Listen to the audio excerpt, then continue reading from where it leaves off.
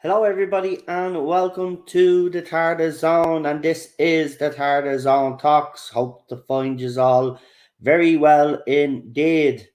We've got some news in regarding the budget for Doctor Who episodes. But before we get into all of that, I would just like to thank everybody for the kind messages that I have received today in the comment section, and also the people that have been sending me private messages congratulating us all basically on a great stream last night. Um, and for anybody that was living under a rock, we had Noel Clark on the stream last night, and it was very fascinating indeed. Very fascinating indeed. If you haven't checked it out, go and check it out. It's a brilliant live stream, and I'm not just saying that because it was here, but it is an actual brilliant live stream to hear Noel talk. It's very, very fascinating. So if you haven't watched it, go and check it out. It is worth the watch. I'm not telling you a word of a lie. It absolutely is. And as you most of you heard at the end of the stream, he says he'd come back on for the next one. When we were talking off camera, obviously, you know, we were just waiting to see what the reaction would be from last night's stream, but it's been mostly positive. So um, we should have him back on the channel. He said a 2 or 3 week time frame, so we should have him back on the channel in 2 or 3 weeks' time to conclude his trilogy, which will end with Brotherhood. So yeah, if you haven't got that movie, you have a few weeks now to get the movie. Get it, join us, and while you're watching the movie and listening to Noel Clark, it's very fascinating. So yeah, if you haven't checked it out, please do, because I have to say it was a crack. It was, as I said, it was very fascinating listening to Noel uh, last night, and we will have him back on in the future, in the not so distant future. He'll be back on to finish his trilogy. It's a pity I didn't actually think of asking him a bit sooner, and he could have done the whole 3 movies with us. But he'll be here for the third movie anyway. So yeah. So I just want to thank everybody for the messages, because everybody's been very kind, I have to say. Um, I wasn't even the thing about it was I thought I was going to be nervous and stuff, and I wasn't. I was actually quite relaxed and calm. Everything just fell into place, and everybody in the chat was brilliant as well, which is our questions. Um, and everybody was well behaved as well. We did have a couple of people try come in and say some stuff, but they were dealt with pretty quickly, and we were able to move on with the stream. But it was great. It was very fascinating listening to Noel talk about his work, and and there's cameos as well, the surprise cameos, and how he framed each scene and stuff, like very fascinating stuff. Very fascinating stuff, I have to say. So yeah, check it out. He did talk a little bit about Doctor Who, but I got the impression, maybe it's just me, I think he really wanted to keep on the topic of his movie. I mean, he was gracious enough to answer any Doctor Who questions that came along, but yeah, very, very interesting some of the stuff that he said about Doctor Who as well, and some of the ideas that he had. Fascinating stuff. Again, if you haven't checked it out, you just have to go and check it out. It's great.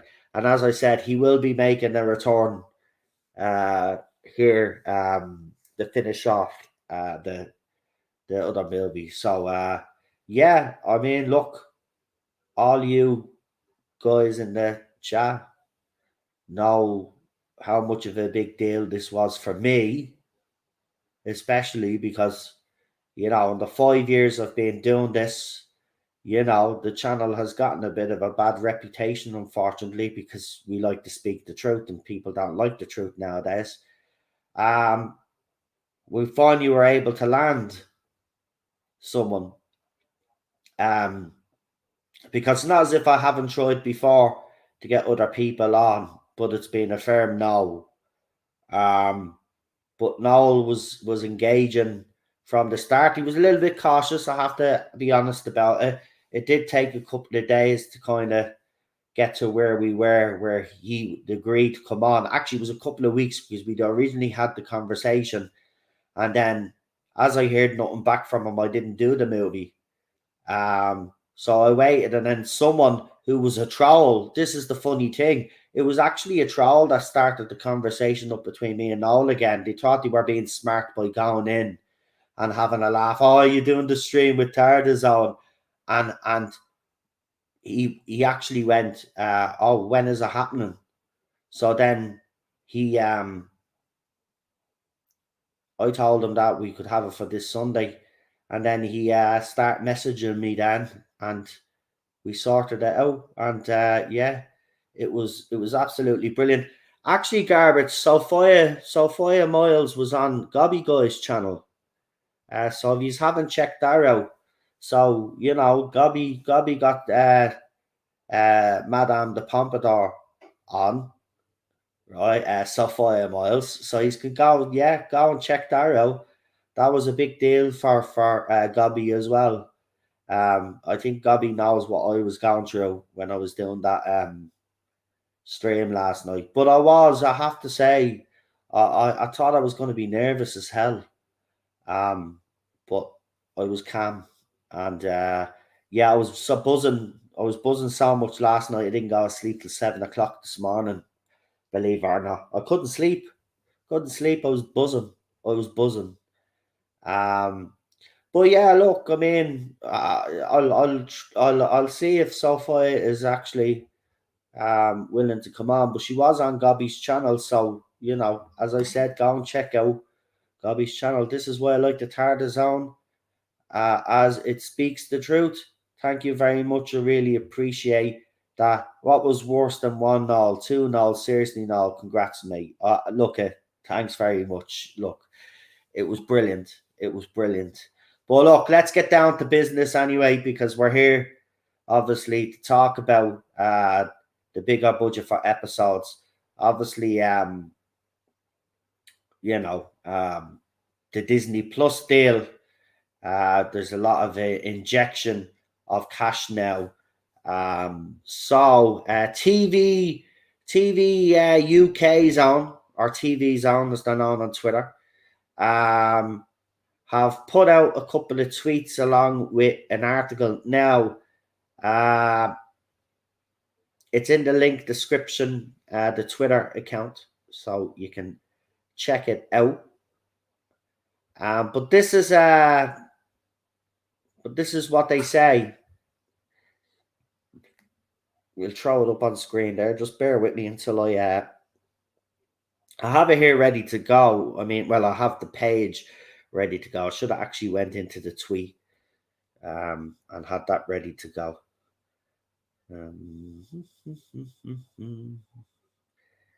is it? Should be just down here. So yeah, still buzzing, I have to say. It was a great night last night, and it was fantastic. Noel was so, he was so open. He was willing to answer as many questions as he could without getting himself into trouble, because he has to watch what he has to say,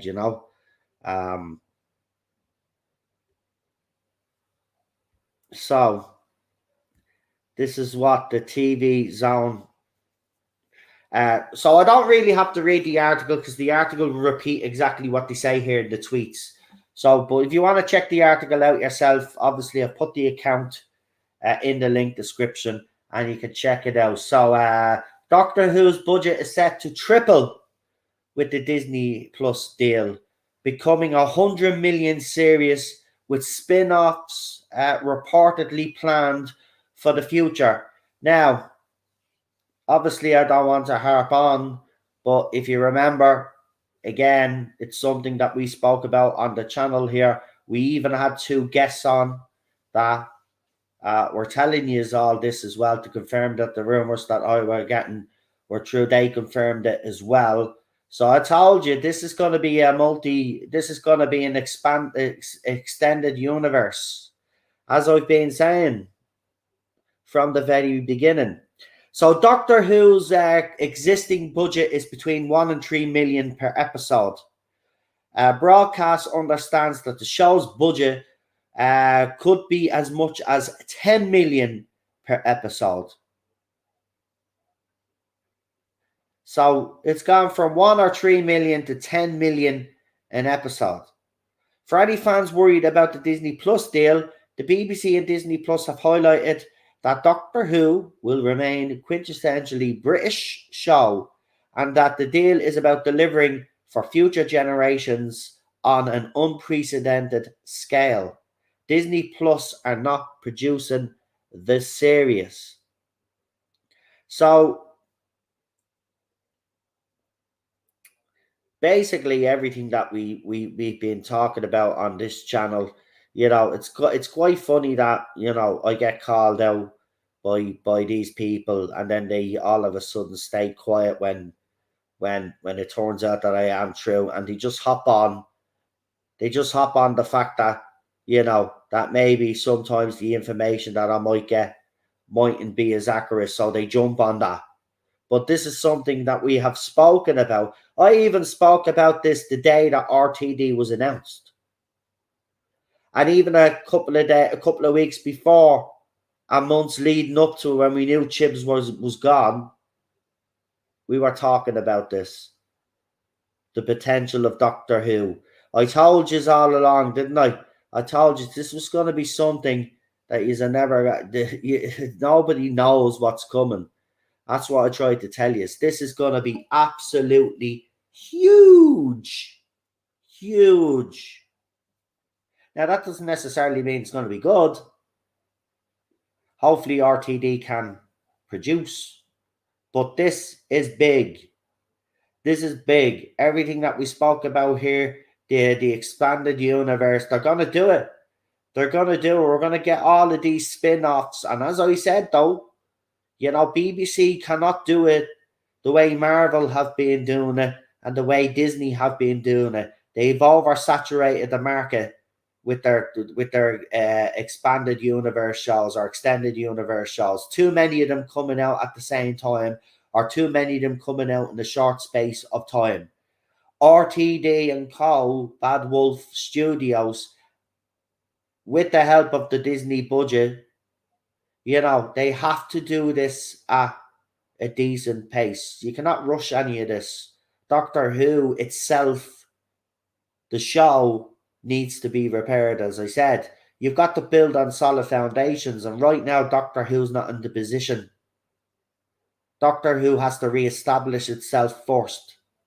And I think that's what will happen. I think that's why there's such a space. He's done this 60th, that gives him breathing time. Then he does Series 14. You know what I mean? And then he'll do Series 15. And then there's talk about him stepping down and letting someone else take the reins of Doctor Who. And what he will basically be, he'll be the Kevin Feige of the fucking Doctor Who extended universe. And then he'll be the main producer behind everybody else that's doing all these different TV shows. He'll probably even lead another TV show himself within the universe.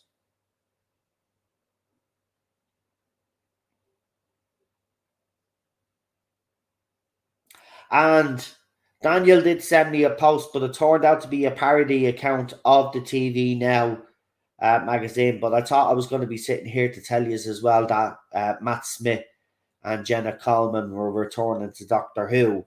But it turned out to be a parody account. But this is something that we have spoke about on this channel. And look out for that. Because remember RTD's last words, if you think David Tennant's casting is a surprise, we've got many surprises and shocks on the way. Remember that. So I don't think you can rule out Matt Smith and Jenna Coleman, even Karen Gillan. I wouldn't rule any of them out at this stage. Coming back. Remember, they've got to get this show back up on a healthy footing. People are giving out about David Tennant right now. The other doctors could all turn up in this 60th anniversary, man.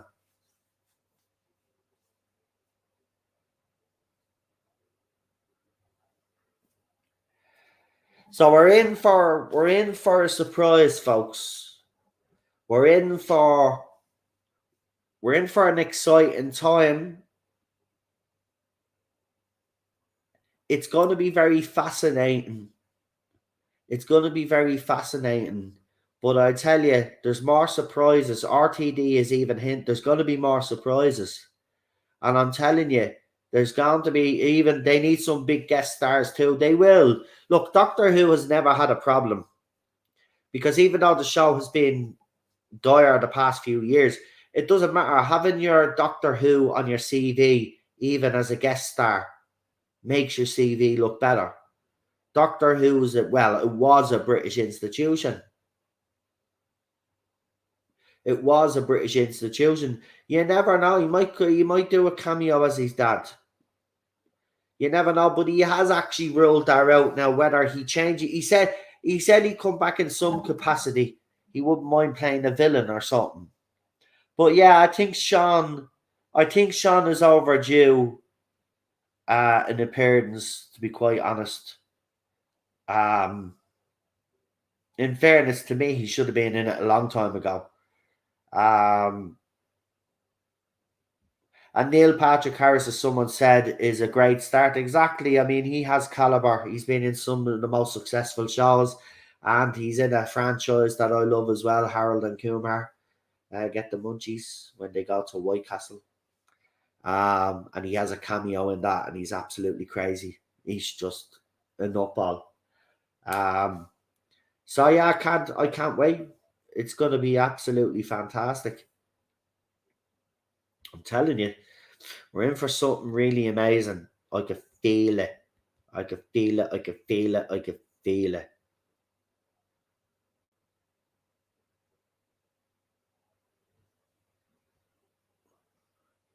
Anyway, let's see who is in the chat because we got the chat is quite busy today. Uh, do you know what's funny? Uh,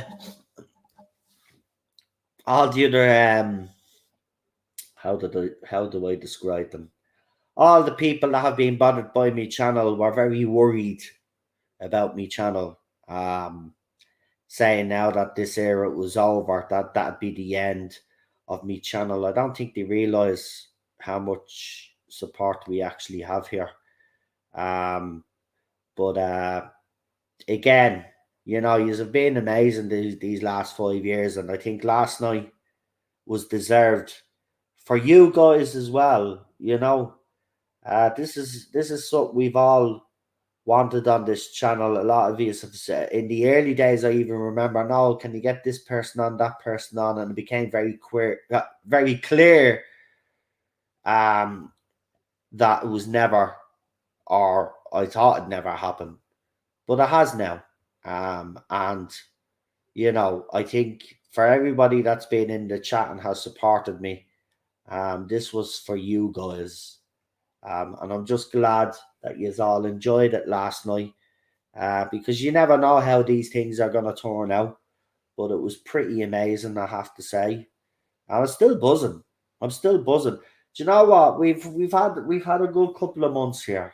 We've had a good couple of months here. And it's been good.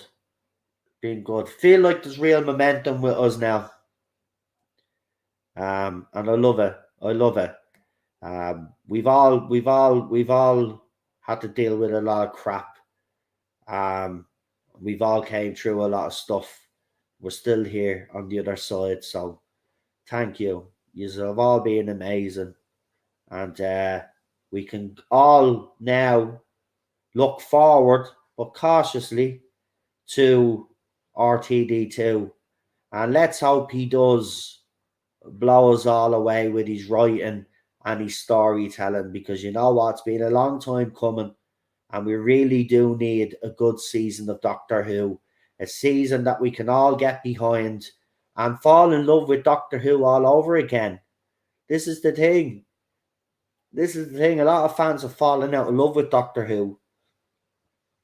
And hopefully RTD can make those fans and myself fall back in love with Doctor Who. So we got Lord Thought in the chat. We've got the classic 80s fanboy. We got Six Nicks in the chat. Garbage is in the chat. We got Tiggy in the chat. We got Lindsay in the chat. We've got Unknown in the chat. We've got Real Super Doctor, Bad Wolf 66, JWC Reviews, File 13, Bad Wolf 66. We got someone that's Facebook user. It's probably John. If it is John, let me know. There's a couple of Facebook users in there as well. Shelly is there. Garbage also. We got WMD in the chat as well. Rob Fellows in the chat. We got TARDIS team in the chat. Brisk is in the chat as well. Nice one, nice one, nice one. Who else? Who else? Who else? We got another Facebook user, unless it's the same person. And me chat has gone a bit. Hold on. We got Lee in the chat who joined me last night as well.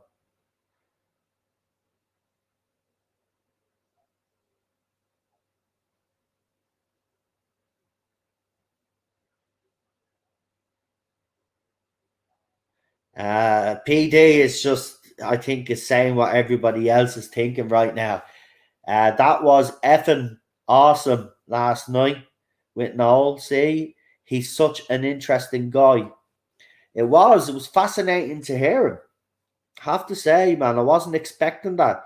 You know, I don't know what I was expecting, but I thought he'd come on and he'd watch a scene and then he'd talk about it, but he was talking all the way through, which was great because it actually helped with the movie, if you get me.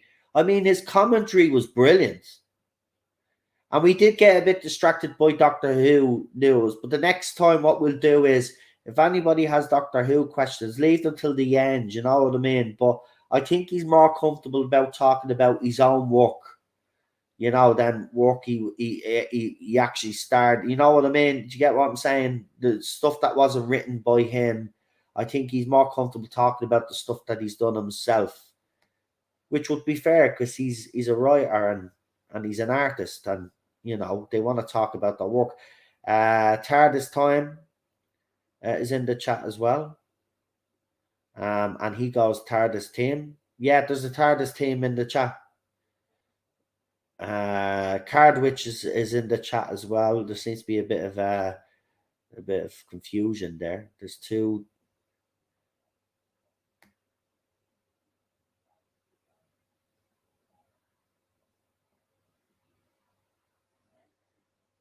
Yeah, we were careful enough to where obviously we had to be careful because the scrutiny on him right now. But it went well. It went well. The four, like as I said, he will be coming back. So that was like, we will learn from that one, and then on the next one, then it should run absolutely perfectly now, because we kind of know what we can and can't talk about, sort of thing. And we spoke to him. We spoke to him backstage as well. Obviously, we won't tell you what he was talking about backstage because that's between me and Lee. And no, we have that little thing. We have that little piece as ours, if you get me. But yeah, it was even interesting to hear him talk after the stream. He didn't go straight away. This is what I'm saying. He turned up 15 minutes before the stream, and at first we had a bit of technical difficulty with the audio. But once he was there, he was chatting away, and then, as you've all seen, he got his ice cream and stuff. But we had a little chat before we started, and then obviously after the stream, we had a bit of a chat after the stream. So he wasn't one of these people that came on, and then just fecked off right after. No, he stayed. He was very engaging. Um, and remember, there's not a lot of celebrities. I have to give a big shout out to Sophia as well. I mean, Sophia and Noel. You know, there's a lot of celebrities out there, or a lot of actors and actresses out there that won't come on YouTubers' channels unless there's some sort of benefit for them, right?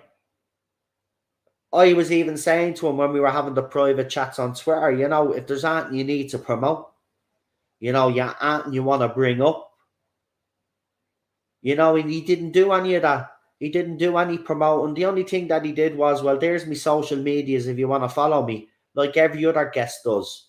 I mean, I can't talk highly enough of him. Um, it was a pleasure talking to him. And even if he didn't come back on again, I mean, that's just made my year. I have to be honest. That this is something that I always, how much this meant to me. This is something I've always wanted, and I never thought would happen, to get someone on connected to Doctor Who. And yes, while we didn't focus on Doctor Who, we still got to ask him a couple of questions on it. So this was something that I really, really thought would never happen, and it did. And I'm just so honored and grateful, I have to say. He was a pleasure to talk to, on camera and behind the scenes. And you can tell he's a passionate man. You can tell that he really thinks things through with his work. He has this vision, and some not resist as much, but not as resist is the wrong word, but people doubting that these were the type of movies that people wanted to watch, and he proved a lot of people wrong.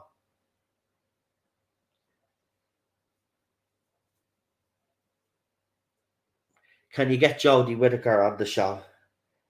Um, Listen, I wouldn't be against getting Jodie Whittaker on the show. I would treat her with the same respect that I treated Noel Clark. I would love to bring Jodie Whittaker on because I'd love to understand what, why she played the Doctor the way she did. What input did she have, and stuff like that. I think that would be a very fascinating conversation to have. And yes, it'd probably have a little bit of extra bite because people would say, oh, don't go on his channel. He's been slagging you off for the last few years. But I'd really love to bring her on. I'd be fascinated by that. I'd even bring Chris Chibnall on. Listen, at the end of the day, I didn't like her portrayal of the Doctor, and I didn't like the writing. At the end of the day, there's no hard feelings. I just gave me opinion. Simple as that.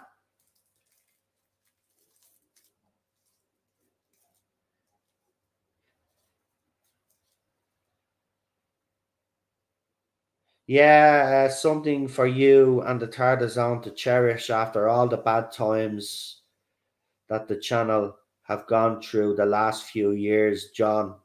Yeah, look, I mean, it was, as I said, it was for everybody.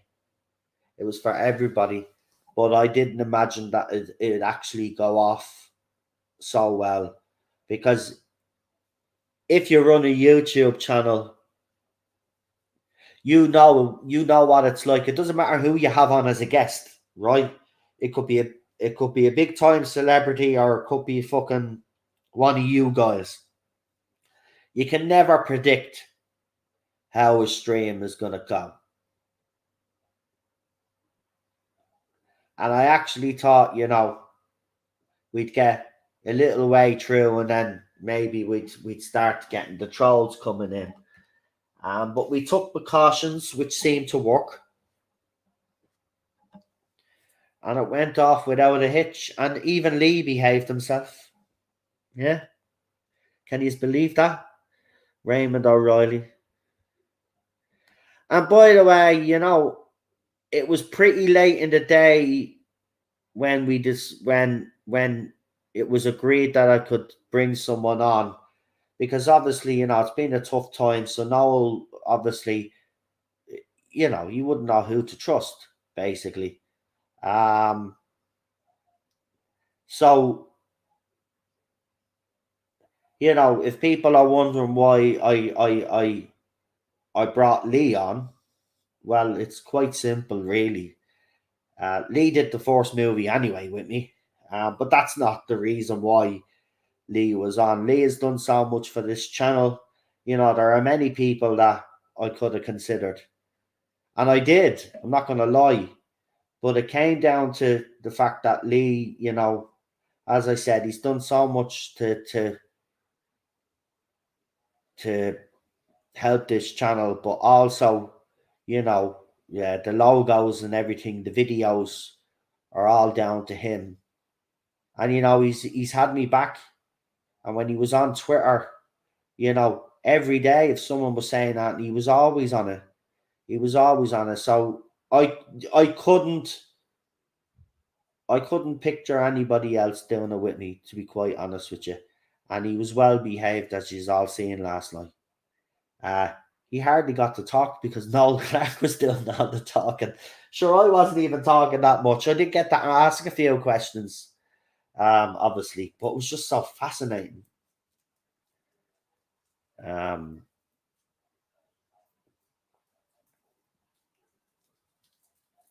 but it was nice. It was nice. Uh, but yeah, well, listen, he said this is what he said last night, and he said it on stream, so people can go back and listen.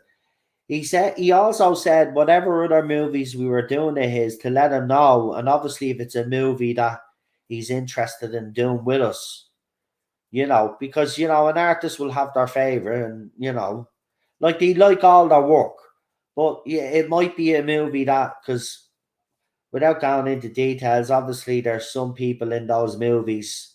Yeah, that's all I'll say. That and it does bring back a bit of it does affect them.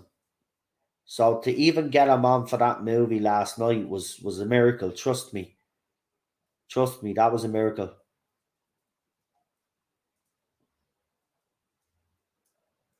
Yeah, well, that's what I'm saying. That's what I'm saying. Lee has always had me back, and everybody else has. But Lee has done a lot for this channel. He's never ever charged me for any of these logos or anything like that, or any of the videos that he's created. He's always done them out of his own free will, right?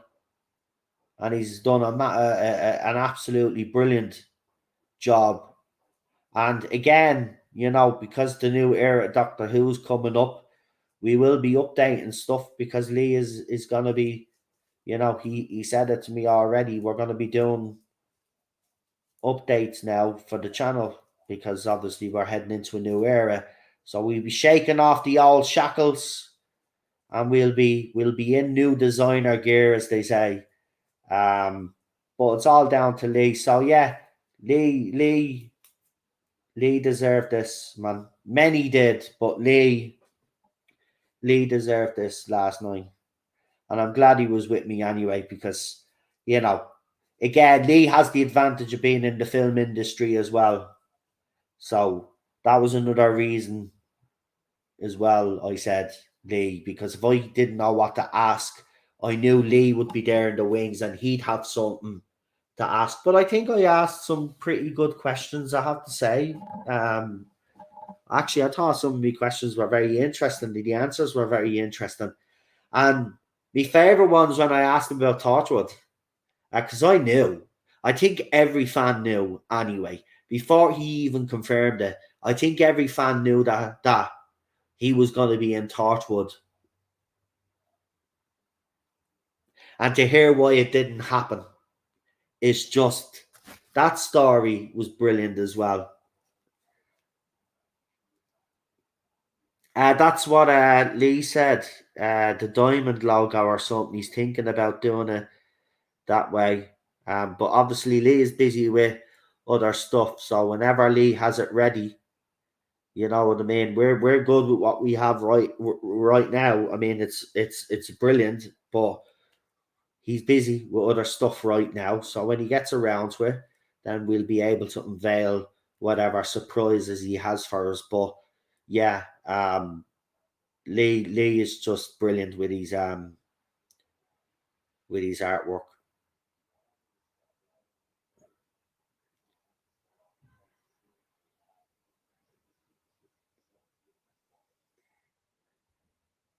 He has got a big heart. He has got a big heart. What about Storage 24? That's an old Clark movie. As I said, after we do the Hood trilogy and we finish it up, we'll have a word with him backstage and we'll see we'll name his obviously I don't have to name his movies to him, but I'll ask him which movie, if he was interested on coming on again, which movie would he like to do? And we let him have the choice actually.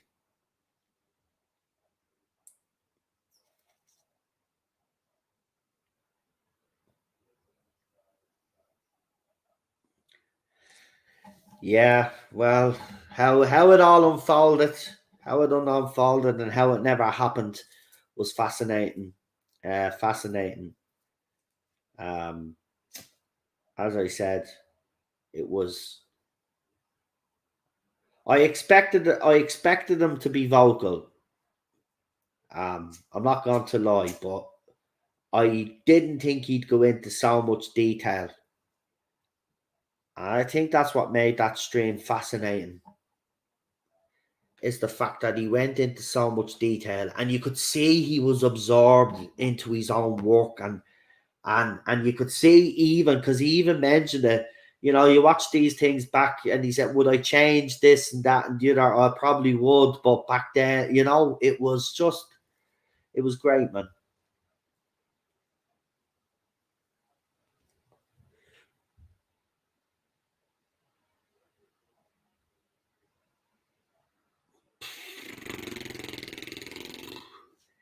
Anyway, I'm just glad I went off without a hitch.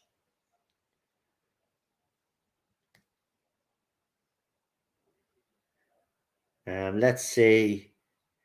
Yeah, as I said, real super doctor put up that about the diamond logo. Well, as I said, Lee is busy at the moment, but he did say he did on a stream, didn't he? That he'd look into it, but you know, he's working on that big finish audio and stuff. So, you know, that takes priority. That takes priority. Sure, we have plenty of time anyway, folks. We have plenty of time to be rebranding, as it's called. That's what we'll be doing. And the social medias will obviously be the same because they'll all have to be uniform with each other.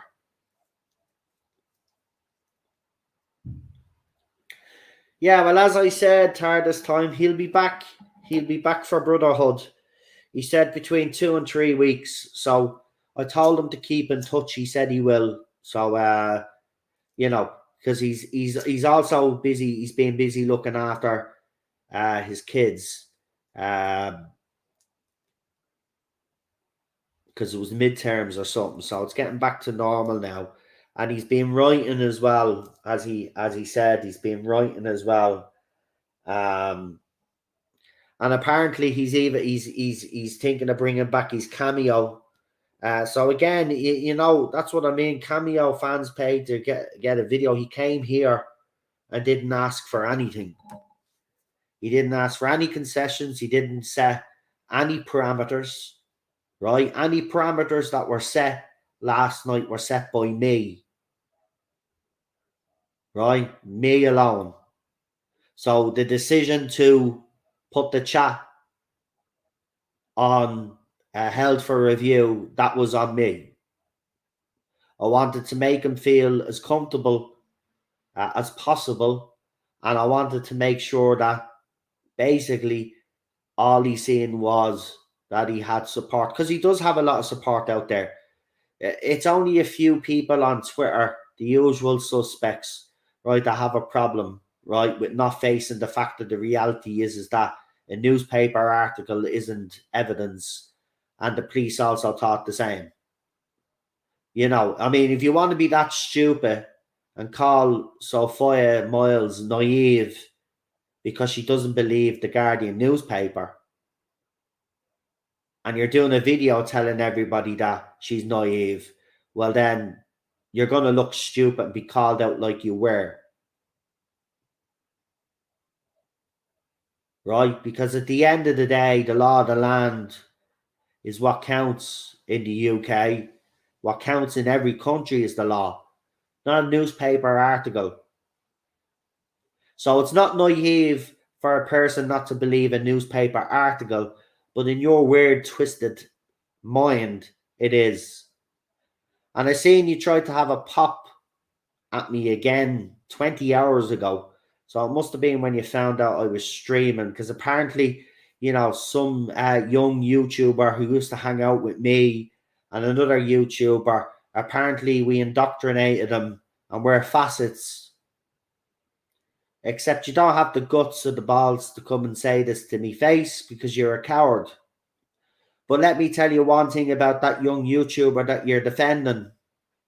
That young YouTuber did a YouTube video with Aslan's army and talks about being abused and harassed by people on social media, including yourself, right? The only person that indoctrinated that young lad were you guys, right? And what he was saying a few years ago, because you're saying he should be forgiven for what he said a few years ago. Well, you're a bit of a hypocrite there, because you won't forgive John Barrowman even though he was forgiven. You won't let go of this ridiculous crusade that you have against certain YouTubers out there, because you're just a hypocrite.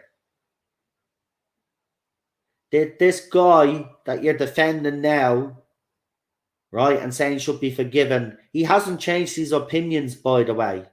He's just very cleverly put them to the back of everybody's minds, right? That's all he's done. He still has the same opinions. He didn't like this Doctor Who, right? But he's pandering to a lot of people, and the fact that you're defending him is actually quite funny, because, as I said, you attacked him in the early days, and now you're going around, you're calling me all sorts of names, and you're calling another YouTuber, and we know it was directed at us, because the only two YouTubers that he appeared on, channels that he appeared on, were mine and Ballstreck's channel. So we know exactly who the tweet was aimed at. But you're a coward. You're pathetic. You wouldn't have the nerve to say any of these things to me face. And again, you're going around calling me stuff that is not true.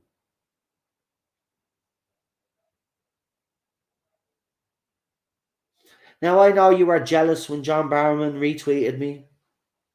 I know you're probably jealous right now because Noel Clark has come onto my channel, right?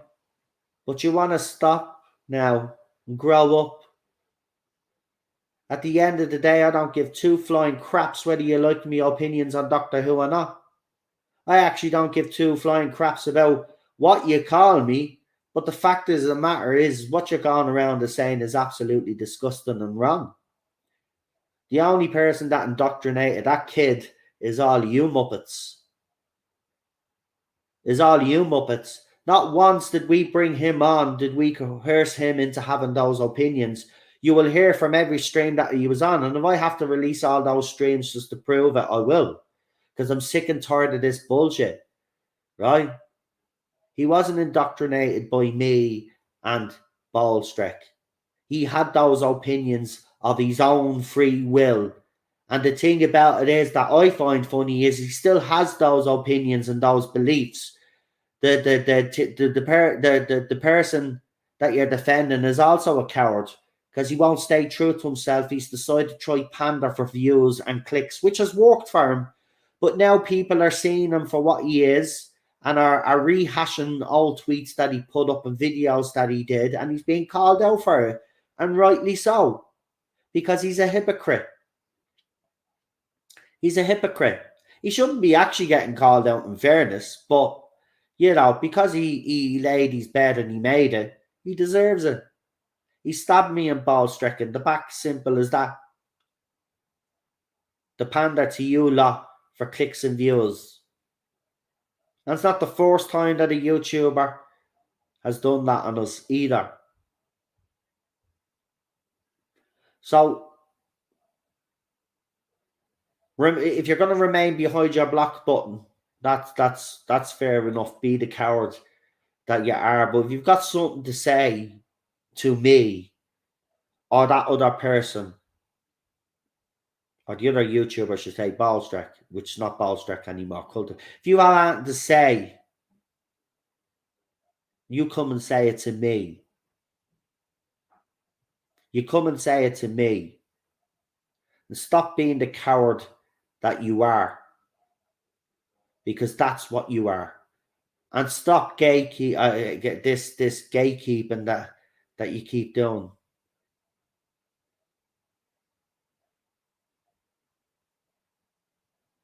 All it is this, right? You've always been, and I don't care, right? Every time I brought it up, you mention it, so you obviously are. But you're jealous. You've always been jealous of anything I've done on this channel, and it's actually quite pathetic.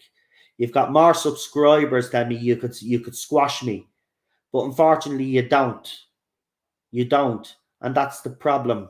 You've tried to get rid of me. You've used dirty tactics, right? Along with that other little muppet, you have all used dirty little tactics to take me down, and you have failed. You failed in 5 years. You continue to fail because you are failures. That's all you will ever be. And you scream into a void, hoping that people hear you. Right? You're just pathetic. And your video on Noel Clark was absolutely pathetic. And to call Sophia Miles naive because she doesn't believe in a newspaper article. No, the only one that's naive and stupid is you. And you know you're naive and stupid. Everything with you is projection. Everything with that side of the fandom is projection. Right? Go and sort our lives out. It's not up to us to sort our shit out and use our insecurities out. That's down to you guys. And if you can't sort our crap out, I suggest that you get off social media and sort yourselves out. Because you are all too immature to be on social media. You all can't comprehend. You don't know the difference between fact and fiction. And you also don't know the difference between an article in the newspaper and the law of the land.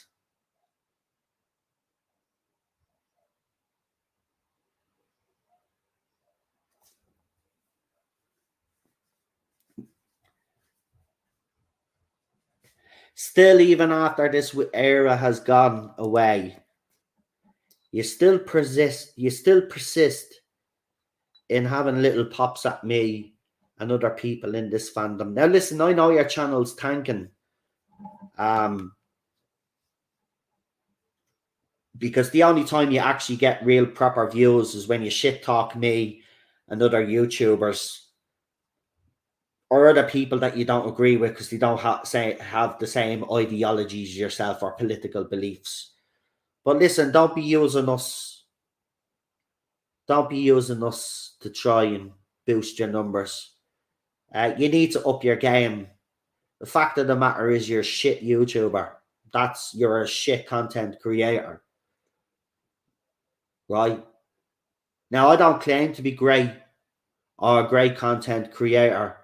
I'm just me, right? And whatever I've built up here, if people think it's good, it's good. If people think it's crap, who cares? I just come on to be me, right? You're such a poser. Such a poser. And yeah, you really need to up your game on YouTube because, you know, as I said, your channel is tanking. The only time that you get views is when you talk about me. But I'm going to tell you now, you can leave my name out of your filthy mouth. Because let's remind this fandom that you are the one that accused someone of saying that feminists should be the R word. Rhymes with grape. Yeah, we still have that screenshot, by the way. You know, you think you delete things. which you did actually. You tried to delete the cover of your tracks to to say that you never made that apology. But what you don't understand is people are great at saving stuff, screenshots. I have that original screenshot, by the way. You're a vile person. You're going around slandering people without any consequence. You're a coward, as I said. You're a coward. You always will be a coward because that's just the way you're built.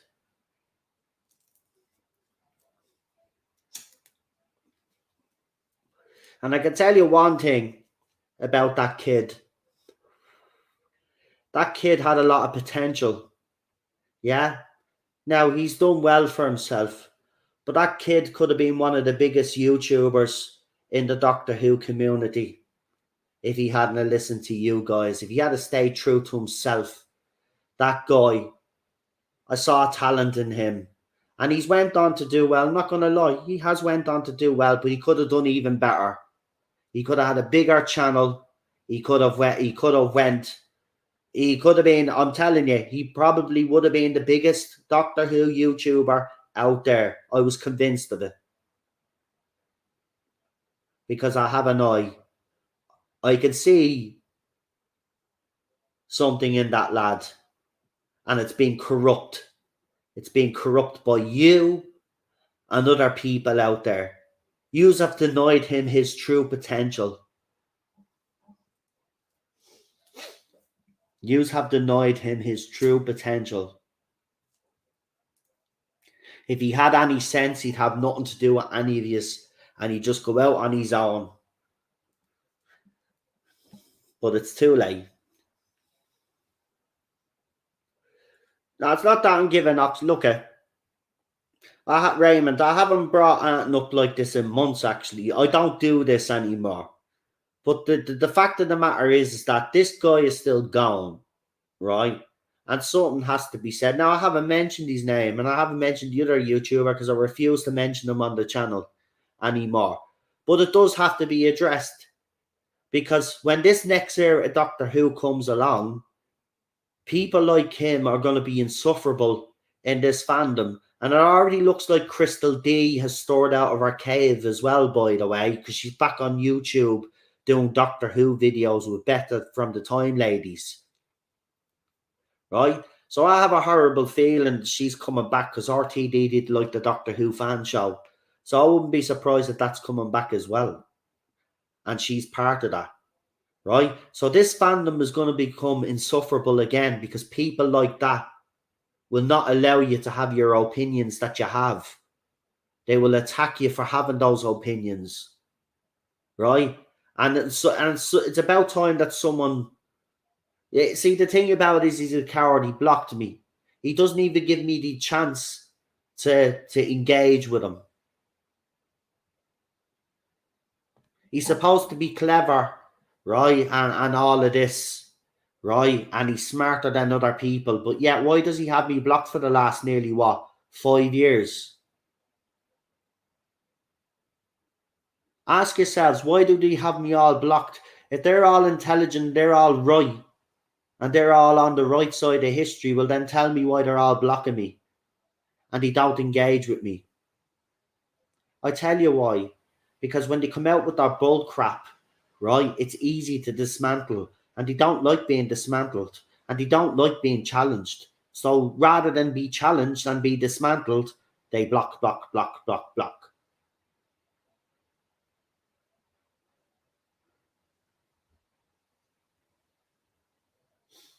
Now I'm telling you, man, I could say I predicted this shit before.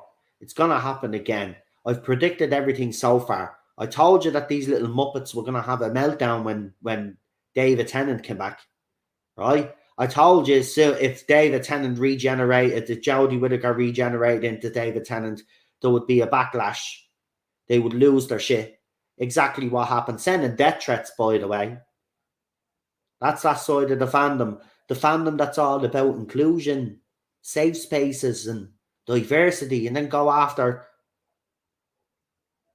what they say is a white male doctor. and attack him, then attack RTD, right? Members of the LGBTQ plus community that were within the Doctor Who fandom, not them all, right? But a section of them have went after RTD.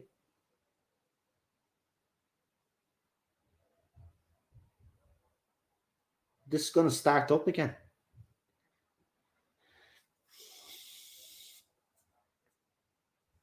RTD won't put up with their bull. You are absolutely right. He's already proven he won't take anybody's bull, no matter what side of the argument you're on. He will block you or he will shoot you down and then he'll block your ass, which is the right thing to do.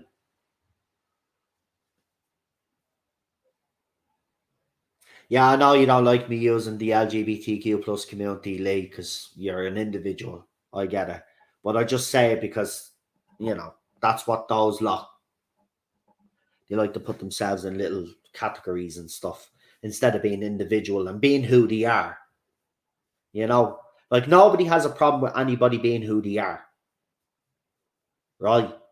You just don't have to destroy society to be who you are. Just be who you are and get on with it.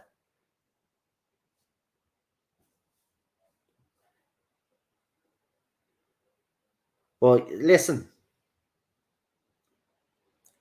obviously, I'm not going to get into all of this again anyway, right? I just want to mention it that it's still happening because I find it quite funny that even after this era is over, 5 years down the line, I'm still living rent free in their heads.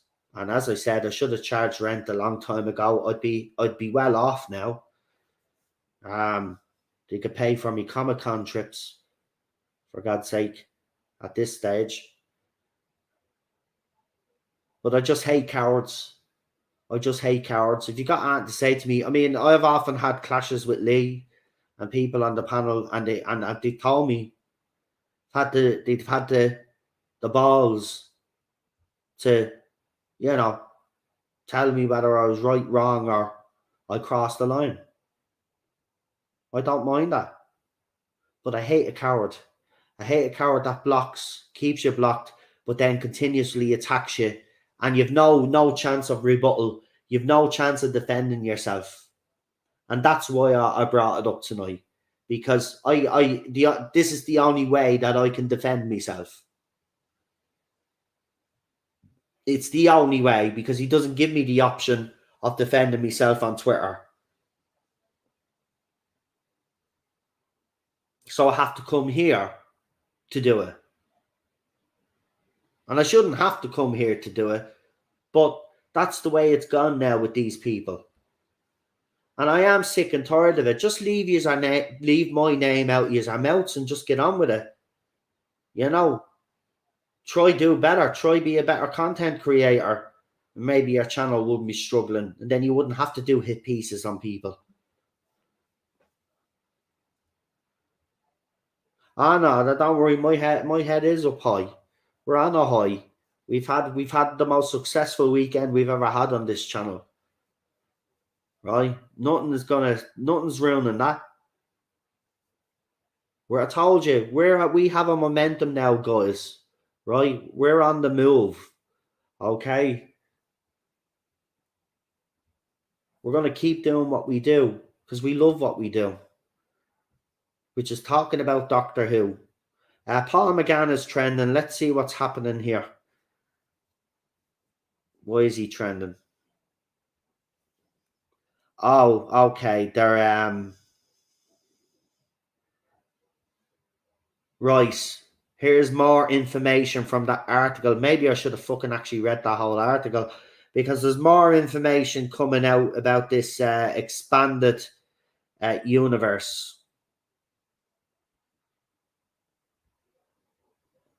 And again, I told you, don't be surprised if you get a Paul McGann miniseries. Guess what? B&M has put out a poll for people, and now all of a sudden, this is what's being said.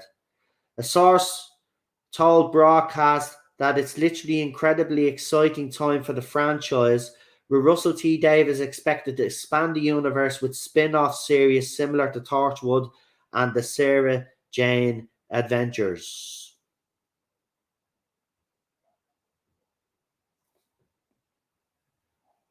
It's got to be Paul McGann.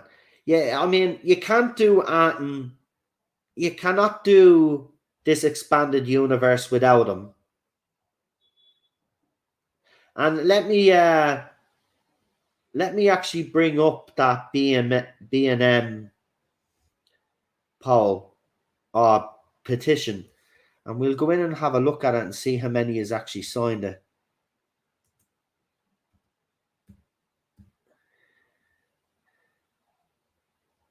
Am I even spelling this right?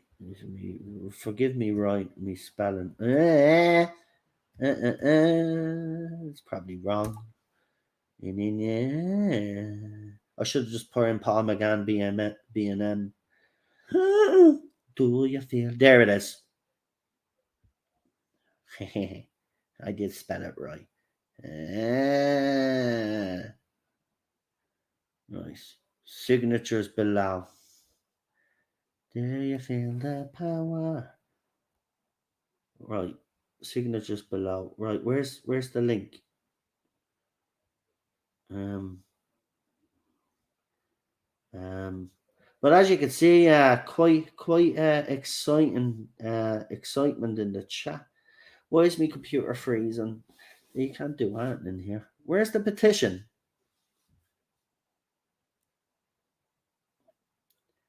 It'd be great if you showed us the signatures below. I mean, is this not an actual?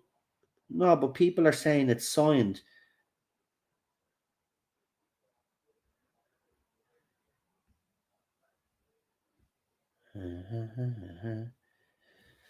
Oh, where is this petition?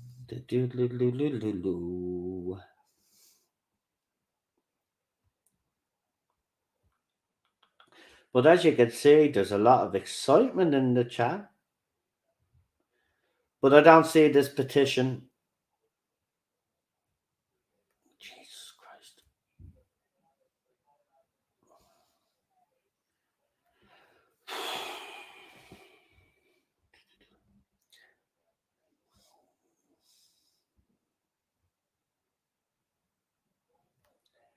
I mean, do I press into the fucking message? I am in the message. So, signatures below. Is this a. Hold on.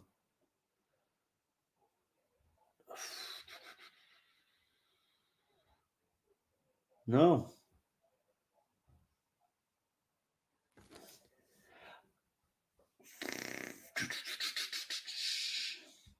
I don't know where this petition is. But.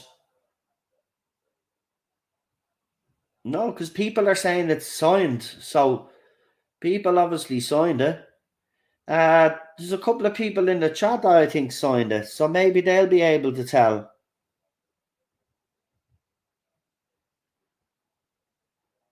No, I'll take a bow. Does anyone think RTD has been doing this for the last 3-4 years? Well, we do know because we were talking about it before the Mirror actually broke the story. If you remember, RTD's return. Apparently, this was all decided during the Doctor Who lockdowns.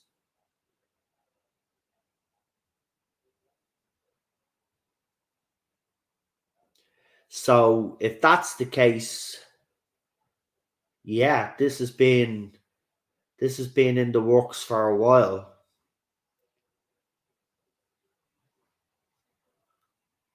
But here's the thing. Even if there's not a petition and it's just people saying signed as people have suggested, which is fair enough, you know, it just goes to show you though that B&M are not putting that tweet out for nothing, by the way. They're not putting that out for nothing. There's a reason for that. Right. And remember, they're one of the licensees that gets to do the merch. So there's something going on there. This could be them testing the water, as I said. And we did actually bring that up. First contact is trending. Oh, have we got forced contact with aliens? Please tell us that we've got forced contact with aliens. Have we got forced contact with aliens? Or is it the movie is that talking about? Because that'd be a bit stupid.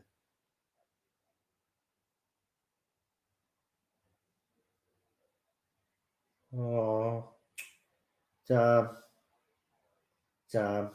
Okay.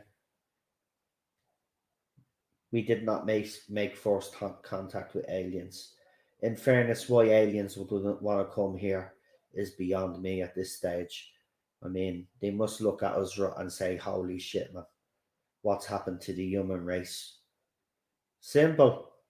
You let the crazy left take over. That's what's happened. Matt Hancock is trending because, as you know, that pleb is in "I'm a Celebrity, Get Me Out of Here." Um, Actually, yeah, I know. There's not many fans that liked obviously Jodie Whittaker's era, but they had the steelbook version of I think it's the Power of the Doctor or something. It looks, I mean, compared to the other ones, it's that generic art that they do. Um,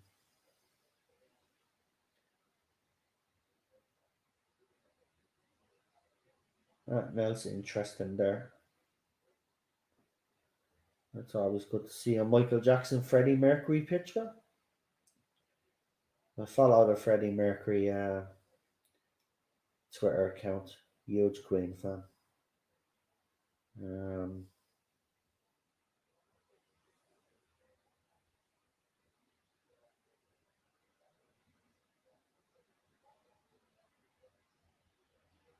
let's see.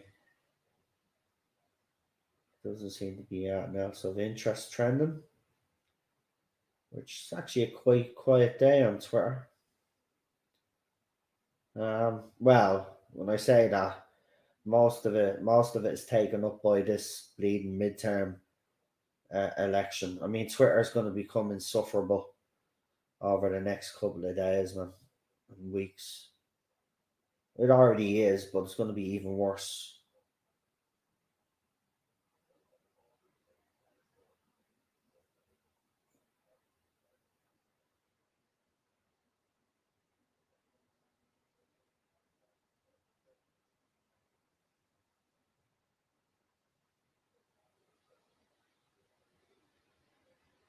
Um, I mean, people keep saying make it happen RTD with the Paul McGann spin off, but I mean, you aren't going to get any response from him on Twitter.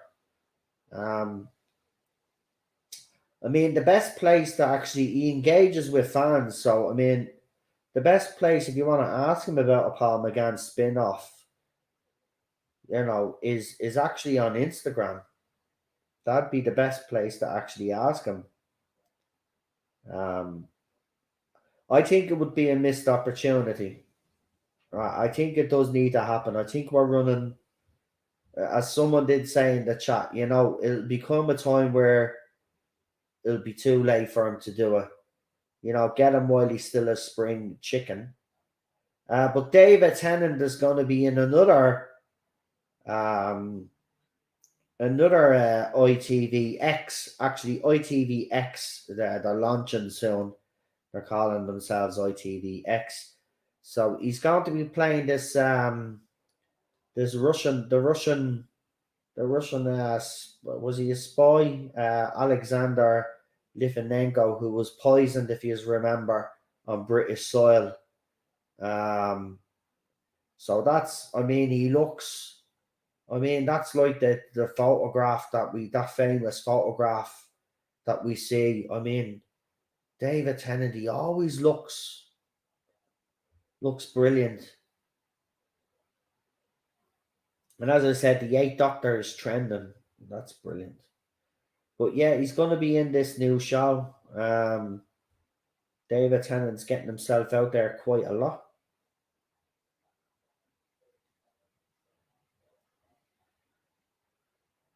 So yeah. Um,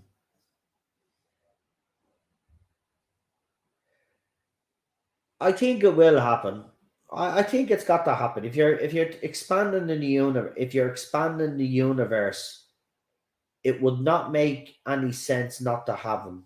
Do you get me? He'd have to be part of it because his regeneration is shrouded. Well, his doctor. We only got to see him in the TV movie and in the bits that we got to see him in the show. But there's so much that you could tell of his story. See, the War Doctor kind of messes it up a little bit.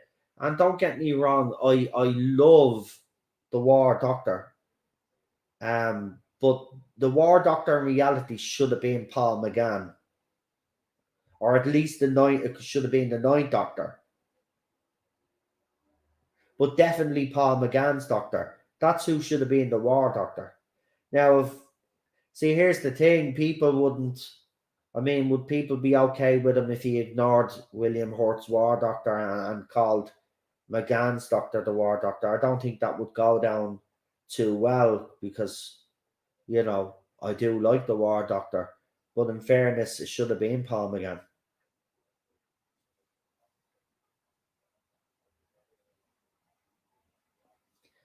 So we'll see. We'll see. They could do the Doctor's daughter spin off as well for the kids. And for the feminists out there that are always banging on about Doctor Who not representing them, should have gave them the Jenny Adventures.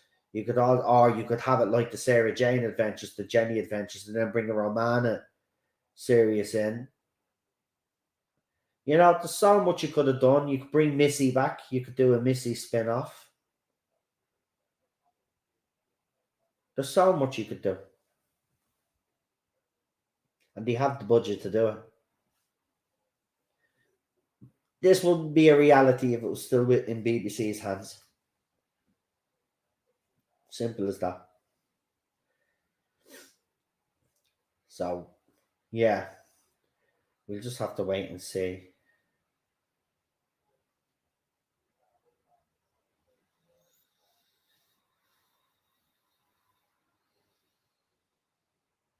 So yeah, that be an tweet anyway. Got 343 retweets, 58 quoted tweets, and 360. Oh no, 3,653 likes. So well, that's 54 now. But that's a lot of engagement there. A lot of engagement there. So Paul McGann is trending and the Eighth Doctor is trending. So he's actually trending twice.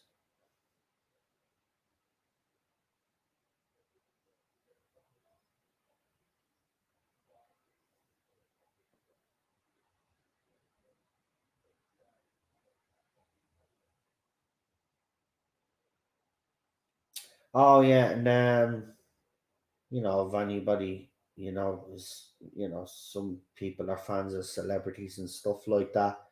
So what's his name? Nick Carter passed away recently. Um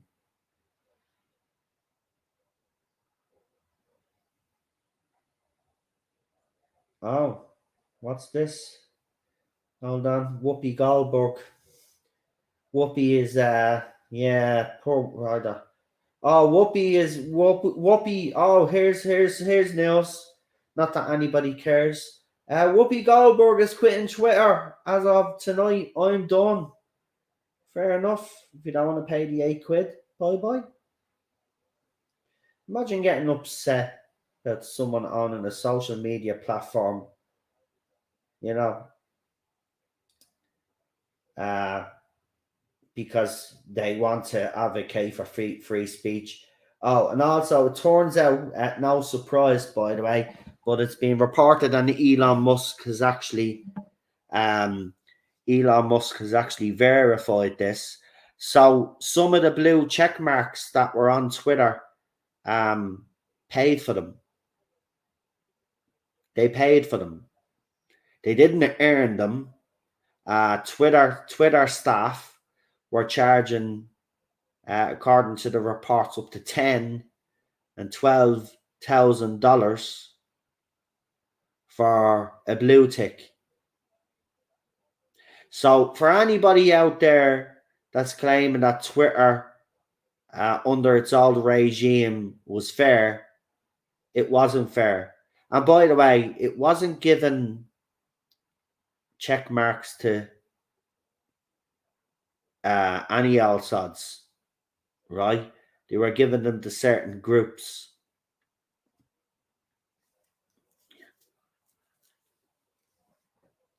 So it's all being exposed.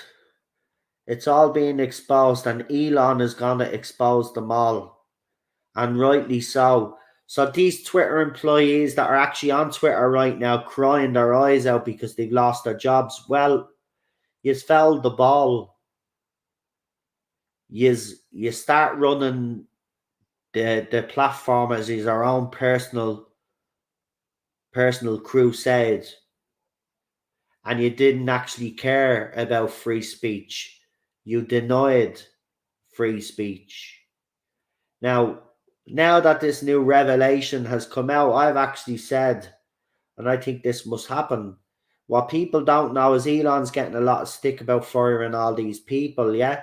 But he's given them apparently 3 months severance pay, right? So they're going to be paid for another 3 months. So in that 3 months, they can go and look for a new job. Yeah, I think he should remove the severance pay. If they were getting paid by people to get a blue check mark, well, they were making a lot of fucking money. So they're not as broke as they claim to be. So I don't think he should pay their severance pay. And I'd also go as far as to say that I think they should be removed off Twitter. They no longer work for Twitter. And as long as they're on Twitter, they can do damage. So you remove them. Simple as that.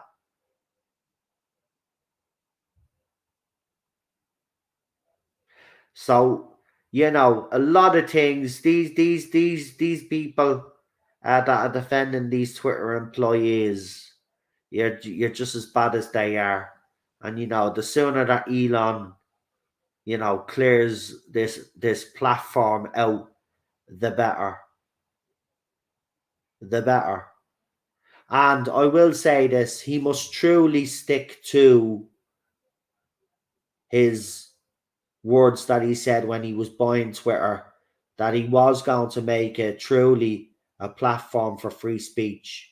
But that means for both sides as well.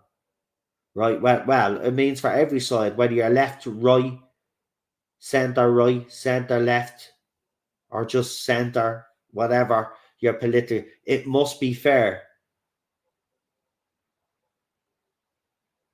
But the way these people were running it, it was not fair. And now they're being exposed.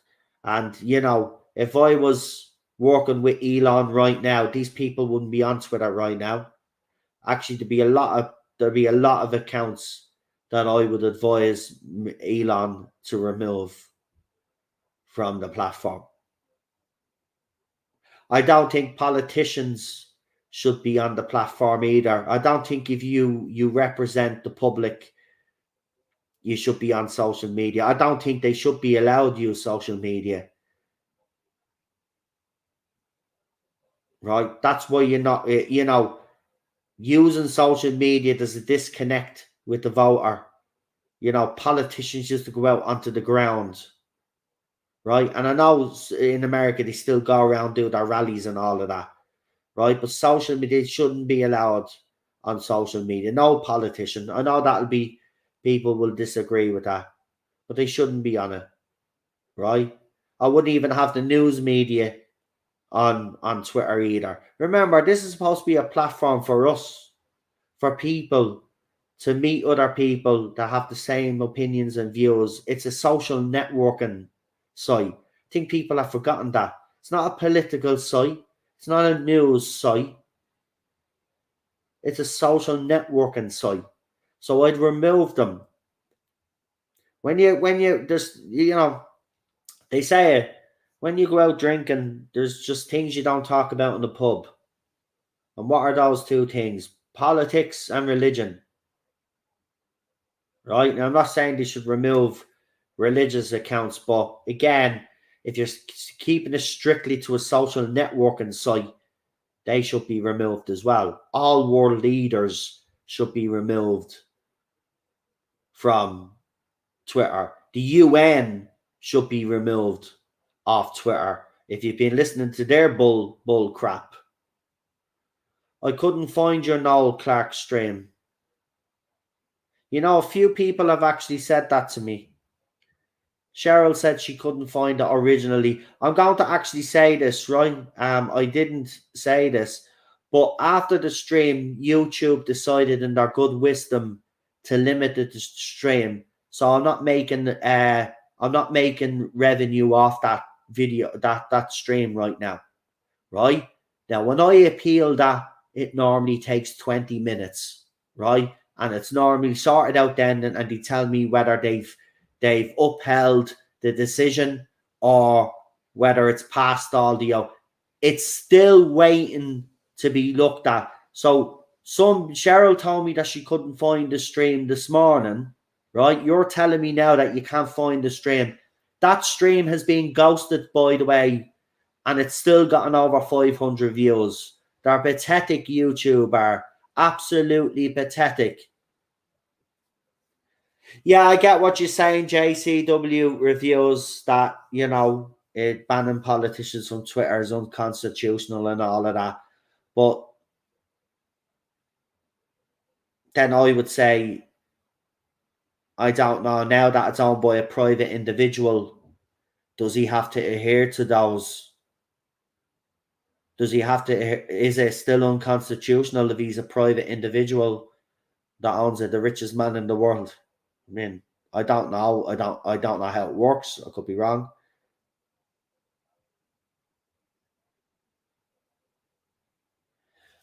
Yeah, man, I'm gonna stick that in because that's doing my head in. A lot of people have said that to me. Cheryl's actually said it to me that she couldn't find it earlier.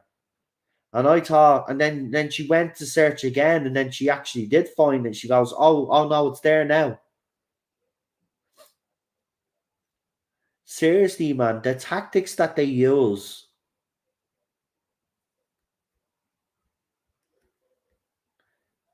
It doesn't matter anyway. It's not even really about the revenue, but I hate when you're actually on a high and you do a good stream and YouTube just sabotage it. But yeah, here it is for everybody now because I'm putting it back in the chat. There he is. I can't believe he's actually on. When I see his face there, I just can't believe it, man. Then he's showing us about he's showing us his ice cream. I can't believe I put that in the same sentence. Here. Right, there you go. There's the stream for anybody that yeah, YouTube has actually, that's a good point. YouTube have changed their outlay. So you have home and you have videos. Now when you used to go into videos, your latest live stream or your latest video would be in that playlist. But what they've decided to do is cut it up into sections now. So we've got home, we've got videos, you've got shorts, and then you have a live section now.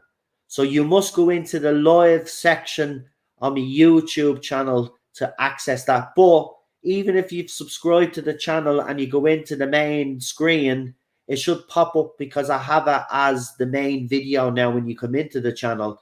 So it should be there anyway. Right, then you have your playlists, right? So they've put them all into nice little categories for us now. Then we've got the community tab, we've got the membership tab, channels that I obviously support, but I don't think I've actually made that list available for people because people were getting, oh, it is there. And that's it. Yeah, so you have to go into the live section now. The live section on the channel, and you'll access the video there. But actually, be very interested to check now while I'm here. Let me see if they updated me appeal.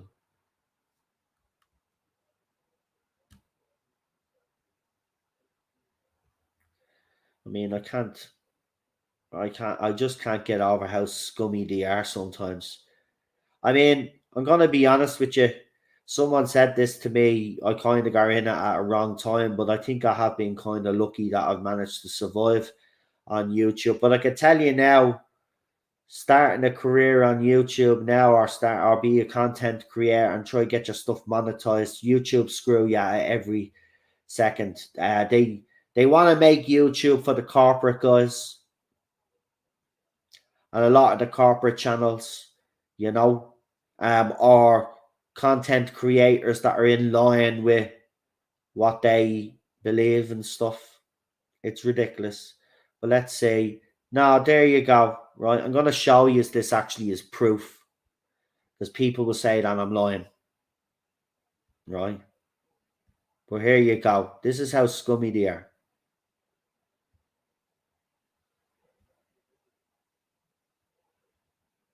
There. So we're in the live section there. And there you go. We're live right now. Right. So the stream is okay at the moment. It probably won't as soon as I go off air. Wait and you see. Because if they're pulling that scummy move.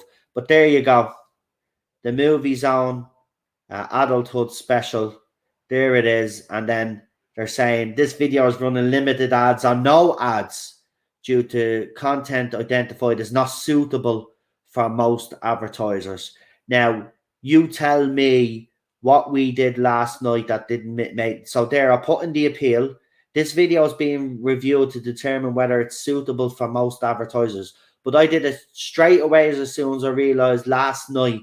And it normally takes about 20 minutes, and I'm still waiting now.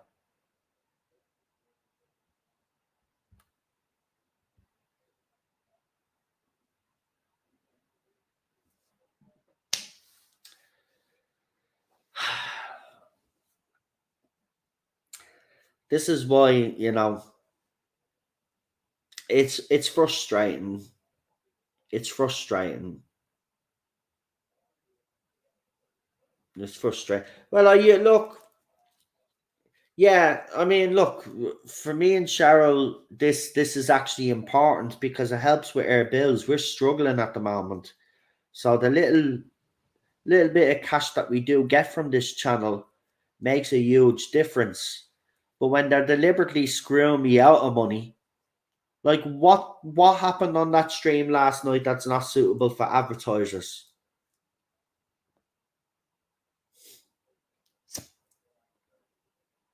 Seriously, someone tell me because you were watching last night. What was unsuitable about that stream last night? Nothing. I'm more harsh on these streams and more vocal on those streams than I was on the one last night. So what's the difference?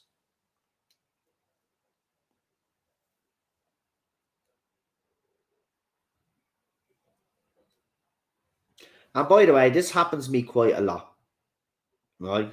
It's not all the time. This is why I complain all the time. This is why I say to you, make sure that you are subscribed to me, that you get the notifications, you know, share me video because it seriously share me streams because it makes it even for all the other channels as well. You don't realize it makes a huge difference. It really does.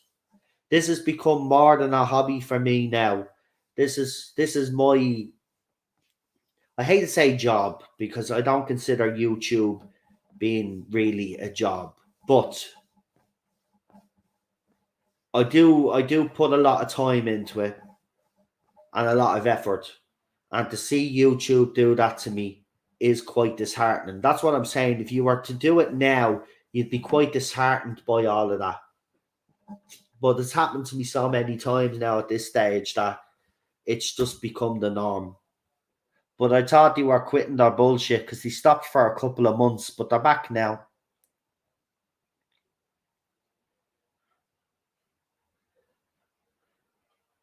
Oh well, I wouldn't be surprised. Classic 80s fanboy, to be quite honest.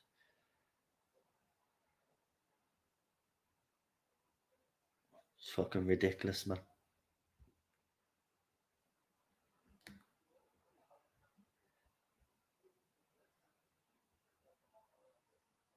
Yeah, it's all there, Frank. It's all there. I hope you enjoy it. It was very fascinating, I have to say. It was um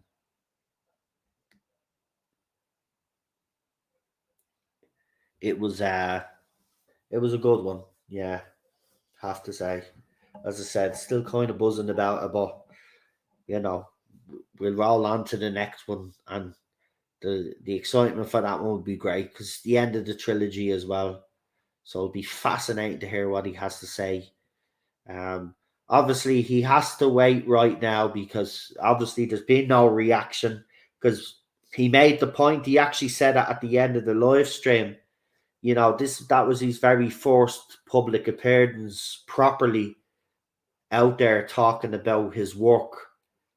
We know he's done videos on Instagram, but this was his first time on any platform talking about his work.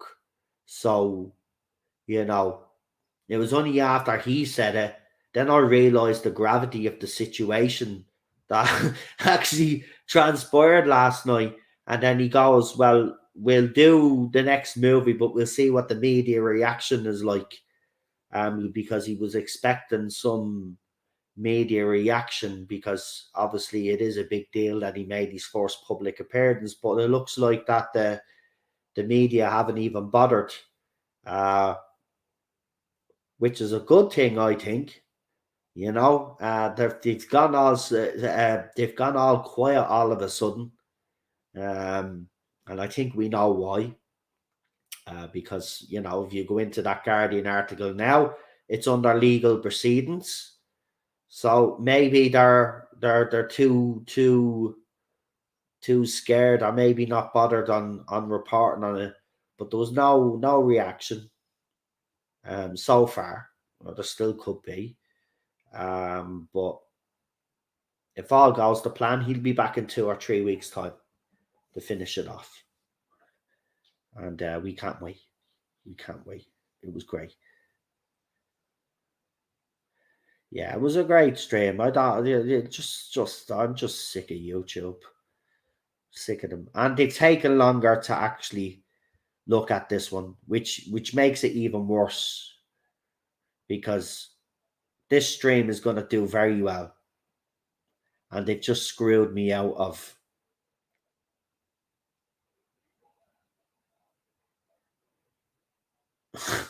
No, I refreshed it just to say I better stop because that's just doing me head in right now.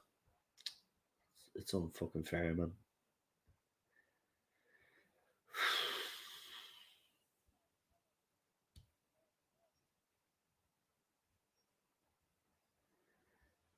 We got Raymond O'Reilly in the chat. Don't know if I mentioned his name earlier, and Ezra and Frank, as I said, popped in as well. So yeah, it was and macaron. I can never say that name properly. I'm sorry.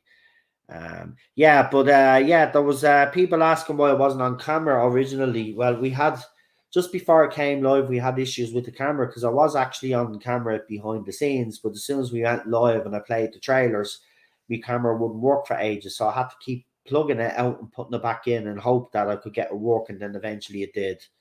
Um, so yeah, that was good. That was good. Um, Yeah, all we need now is some sane billionaire to buy out YouTube. Yeah, yeah, it's never gonna happen. I mean, I think Twitter is the thing. I think what'll happen is he'll make the changes to Twitter, hope that it works, and if it does, then he'll sell it. He'll sell it while he can make a profit on it. But he'll sell it to the right people. Don't see him keeping it.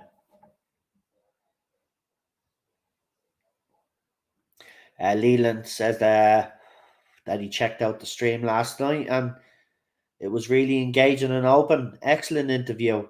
Well, I wouldn't call it an interview. I think it was more like, hey, you know, and then talk about the movie, and that was great. Couldn't have asked for anything, and I couldn't have asked for a better guest. Just everything was great. It was great. And Lee as well. We have to give Lee credit as well. Lee was great. Lee was great as well. And everybody in the chat. Oh, I can't talk highly about it. Oh, Torchwood is trending now. Oh, here we go. What's going on here? Some Torchwood art. Ah, the John Barrowman family is well,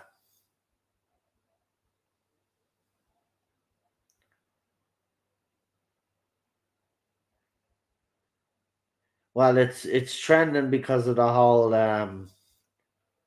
extended universe.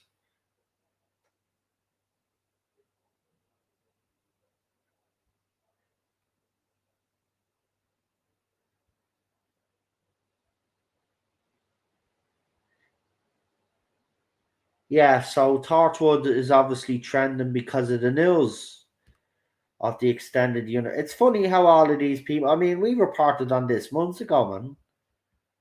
Not even months, actually, over a year ago. Probably even slightly longer. It's actually mad. It's actually mad.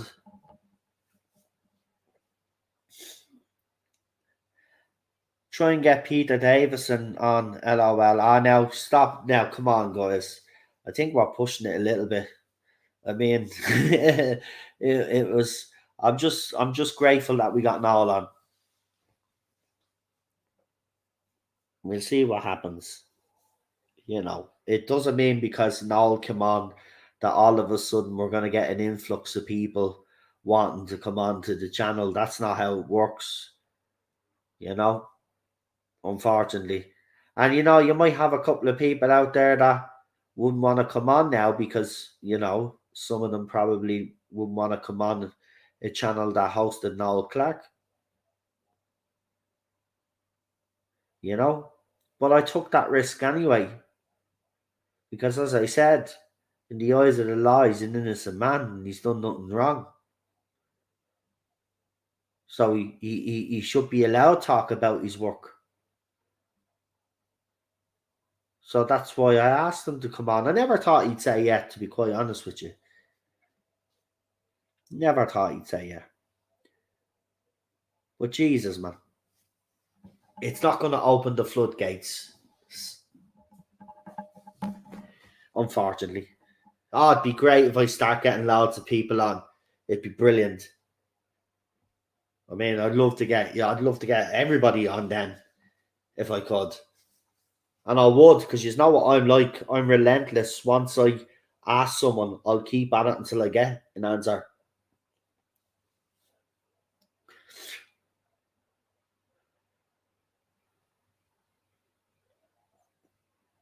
You don't know who you get on unless you ask. And anyway, there's a lot of other channels out there that we support that wouldn't be considered as controversial as me. I mean, they could try as well. They'd probably have better success at it than I would. I think the thing with Noel is that I think I was able to gain his trust, you know, and let him know that if he came on, he'd be around people that support him. I had to make that very clear that, as I said, if anybody asks why the chat was limited or why the chat was, why all comments, that was me. That was all down to me. As I said, he didn't ask for any special treatment. He didn't ask for, you know, um, anything special to be said. He just came on. He didn't even give us any ground rules really when we were backstage. Actually, he didn't. I was the one that was saying, look, we'll stick to the topic, and some people in the chat might have some Doctor Who questions for you. Is that okay? And he was, yeah, that's it. He said, yeah, that's fine. But there was nothing. He didn't make any demands. He didn't specify anything. He was very, very gracious, and you know, um, it looked like he really got into his stride and enjoyed himself. And I hope he did enjoy himself. I haven't spoken to him today. You think I know him the way I'm talking, but I haven't spoken to him today. But I hope he left here last night knowing that he has people that support him. And I think that's what was most important for me for that stream, was for him to feel that he had people that had his back. And we do have his back. Um, he was a total gentleman. And he even said something that was very interesting during the stream, where he was saying that people think, especially the people that believe he's guilty, think that the character that he played in these movies, Sam, that's the way he was. Um, but when you talk to him, he was no different backstage than he was on stream. And I'm sorry, I'm no detective, but I mean, there's no similarities between the two. They're separate entities. There's no way Noel is like his character that he plays in the movies.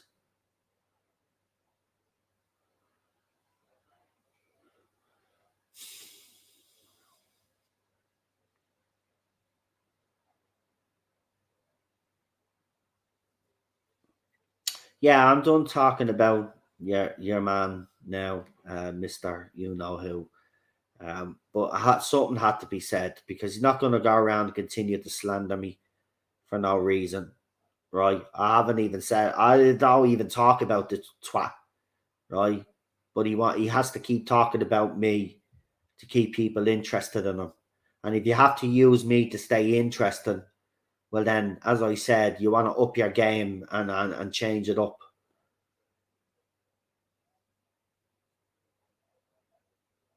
My granddad used to think Coronation Street was a reality TV show. Jesus Christ. And all is just really one of us, coming from a working family, and no airs or graces, just one of the good ones. Well, that's the impression I got from him, right? And I think you're better off judging people by actually engaging with them and talking to them, rather than believing what a newspaper tells you what their character is. Because if you speak to them, it's totally, it's ludicrous, man. I don't want to say too much either, because obviously I don't want to harm his action against the Guardian. But you know, serious questions need to be answered. Um, and hopefully we'll get down to the bottom of that. Well, hopefully he will, so he can move on and get out there and do what he does best, which is entertaining the British public and the wider public. And he has a lot of people that look up to him as well. I think we kind of forget that he's inspired a lot of generations with his work.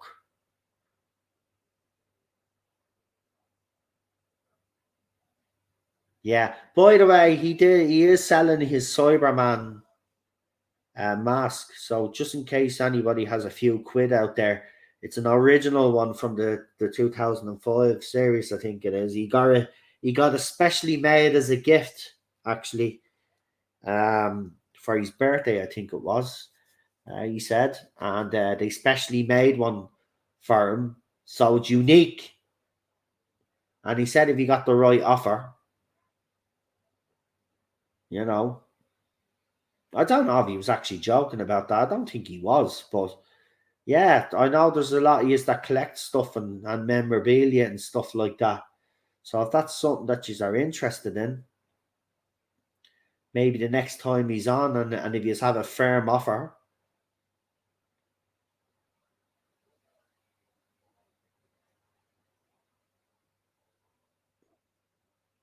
technically 2006. He was born just 2 hours up the road from me. Yeah, and that was probably made by Millennium FX as well. Exactly, exactly. And they don't work on Doctor Who anymore now, do they? I think they were brought back, weren't they, for briefly? Um, or they were brought back for the Chibs era, but I think originally for Series 13. Hold on for a minute, guys. What the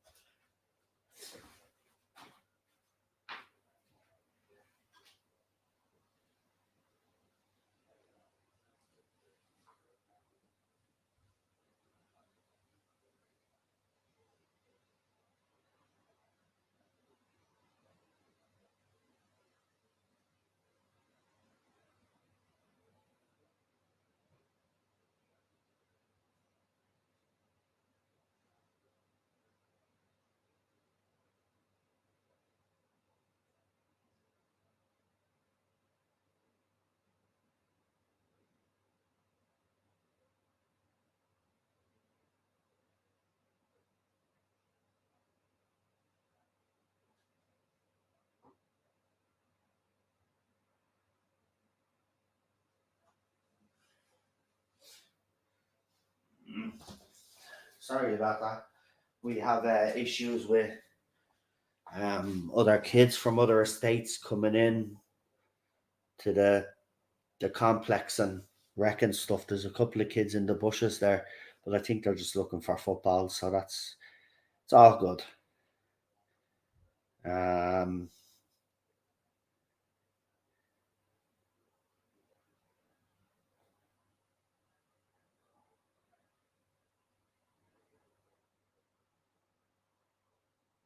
haven't they brought back Bad Wolf Studios? Well, Bad Wolf Studios is actually producing the new series of Doctor Who in conjunction with Disney Plus now. Well, they're not. They're no. They Disney Plus are not actually having any input into it, but they're distributing it. But it's being produced by Bad Wolf Studios, yeah, in conjunction with BBC Studios, and obviously, Sony owns a stake in Bad Wolf as well. So there's a big mix and bowl of different people there, and there's a lot of cash. There's a lot of cash, so we should be good. We should be good. It's up to RTD now. It's up to RTD now. All RTD needs to do now is produce. And if he produces like he did in 2005, well, I think we'll be good. We'll be good. And we have to wait now. He does put out red herrings, but he did say we'd have to. He'd let fans speculate for a year, but I doubt that's the case. He puts out a lot of red herrings. I still don't know. There's something that tells me that something's going to happen.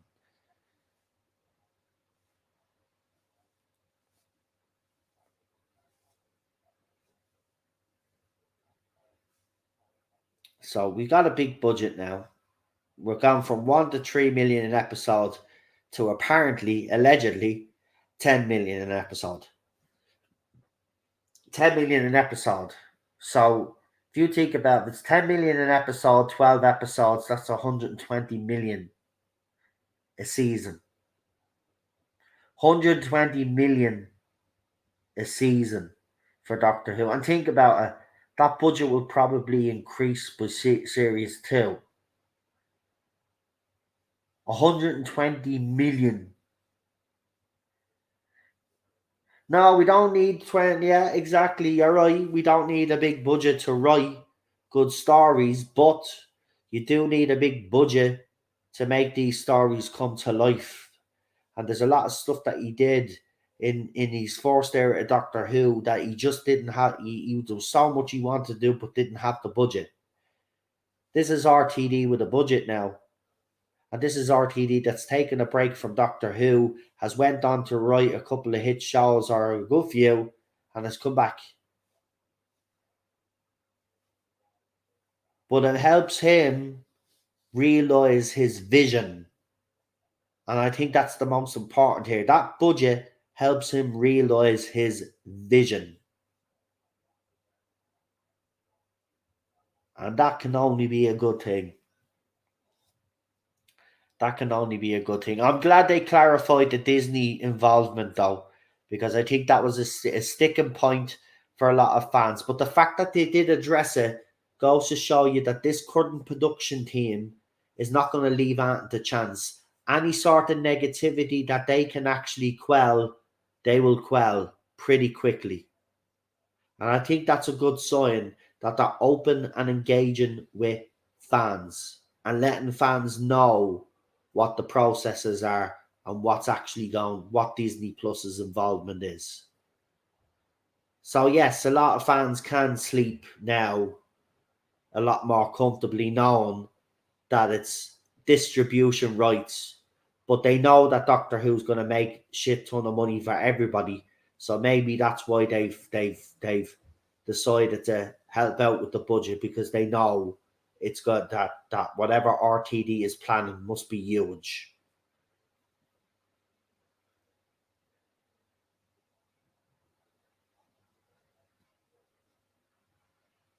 So we'll have to see. We'll have to see. But the pieces are coming together. Now let us see if RTD can deliver. And I'm pretty sure he will. But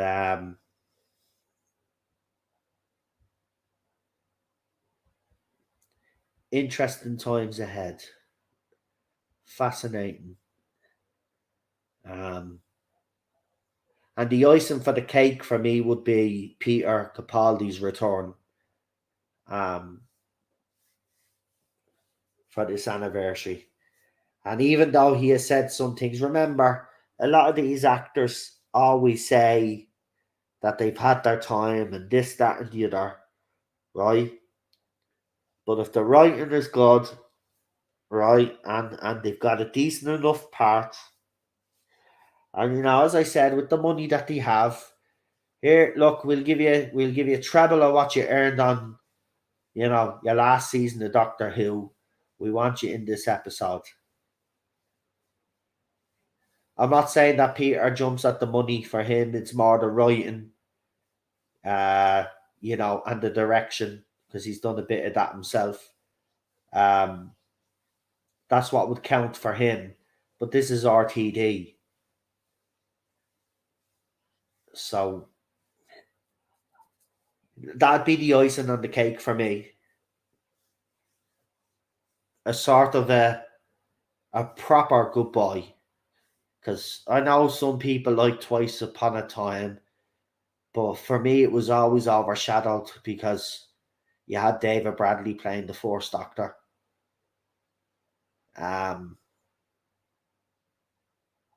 and I know it was Peter Capaldi's idea. This is the ironic thing. It was his suggestion that they bring David Bradley in when Moffat told him the idea that he had. So, I mean, Peter was actually all right with it. But for fans, we're not all right with it because obviously we believe he deserved a better send off and shouldn't have been overshadowed. Of course, we've seen the recent Doctor be overshadowed by everybody in our story, but it was because the way Peter was treated. I think a lot of fans think he deserved better. And he did. He actually did deserve better.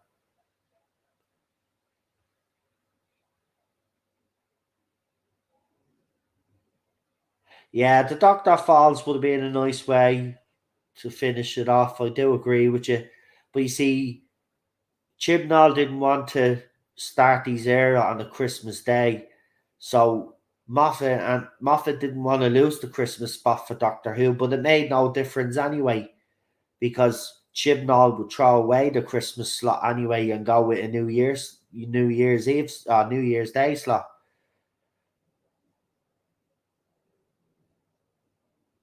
So, in fairness, if that was the plan all along, you know,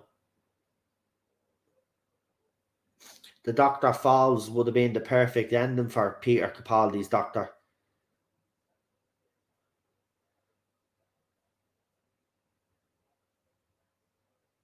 I mean,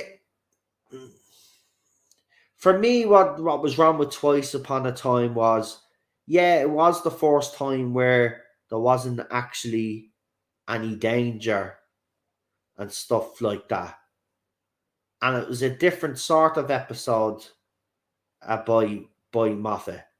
Now, at the start of the episode, you build up and you think something bad is going to happen, and I think that was great. But when you kind of find out that nothing's going to happen,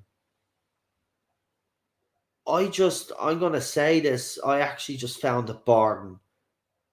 I actually found it boring, and I actually thought some of the lines that David Bradley was given were criminal. Actually, um, to make the first Doctor sound sexist and race sexist and stuff, nah, didn't sit well with me whatsoever. Didn't sit with me whatsoever. Um, Again, his doctor taken out of context in the time that his doctor was around. It was a different time in the world back then. So the way we spoke, the way society was different. And if Moffat had done it that way, then I don't think fans would have had a problem with the Force Doctor if you had him written him the way he was supposed to be written. But instead, they used it as an opportunity to make the Force Doctor look like he was sexist and all of that. So you're actually going against character type because the Doctor's none of those things. Doctor loves everybody. It's why he does what he does because he cares. He doesn't judge people or aliens or different cultures or races. So that's why I didn't like it. And as I said, on top of it, it was kind of boring to me. And I didn't like the idea of the Daleks out with their fucking, spider Daleks. He was copying Bleeding Alien with that.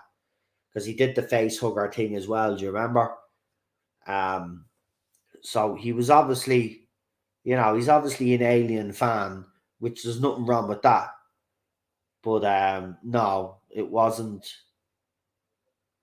It wasn't for me. It wasn't for me. I do think the Doctor Falls was better.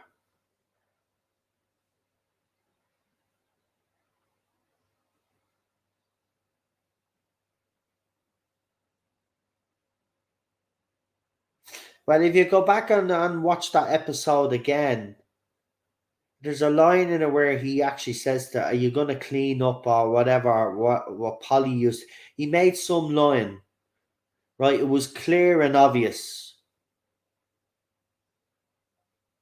It was clear and obvious.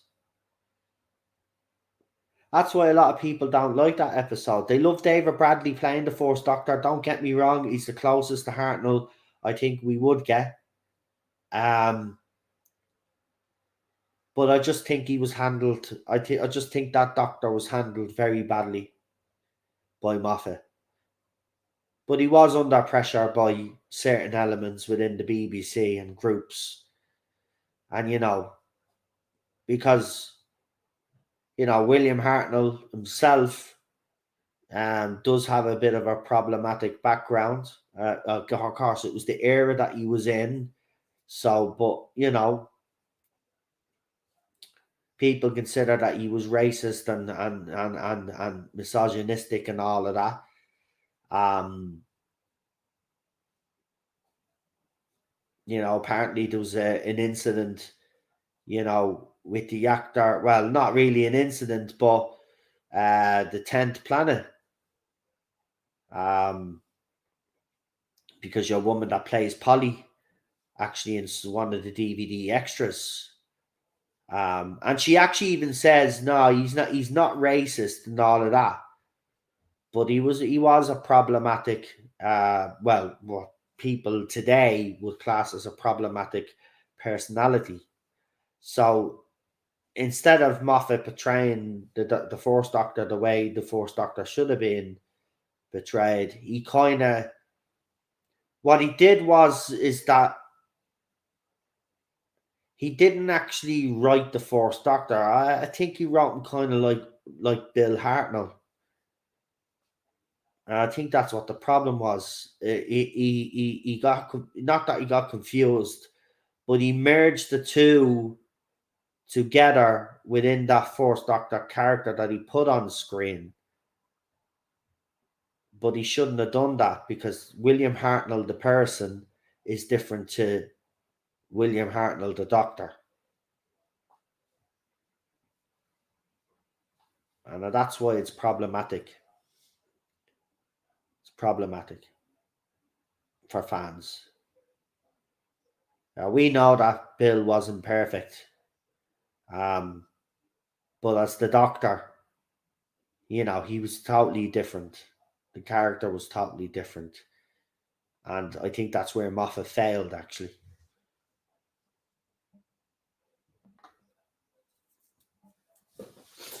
But I'll give it to Moffat. Him and Peter had already left. The transition was happening. And then Chips tells him that he's not going to start on Christmas Day. He's going to need a bit more time. And then Peter was already off. Was already off, and I think he was about to do other stuff. And he says, "Listen, we've got one more crack at this. We've been given another episode. Do you want to come back?" And I don't know what would have happened if Peter had have actually turned that down. How would they have gotten around that? Or maybe they just would have dropped the Christmas slot there and then and left it void. Then that would have screwed around BBC, though. So but imagine if Peter had to said no, because he had every right to do so after being replaced. But because it was Moffat asking him back, he's loyal to Moffat, of course, because Moffat was the one that gave him the chance to be in the Doctor.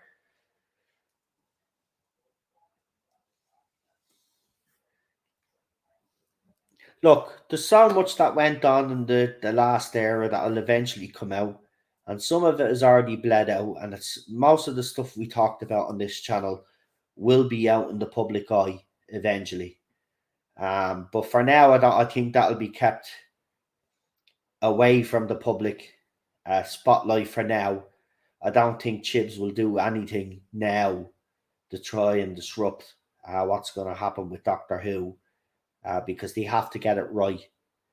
And yes, he might have really fucked up, but he's supposed to be a fan. So if he feels a little bit guilty, which I hope he does,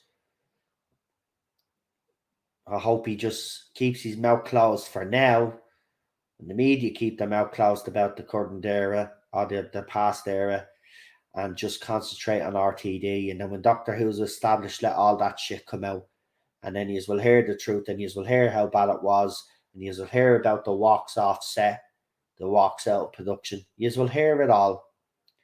And some of it is already even being mentioned by Chibs in interviews that he's done, problems behind the scenes and stuff like that, and how he couldn't concentrate on his own scripts because he had to keep an eye over his own writing team, throwing them under the bus. So a lot is going to come out. A lot of people will wait and bide their time, but the stories will come out. The stories will come out, and all of it will be revealed, and you will see how bad it was. And all those channels out there that accuse me of lying and having an agenda, well, you'll be made look foolish again, because it will come out.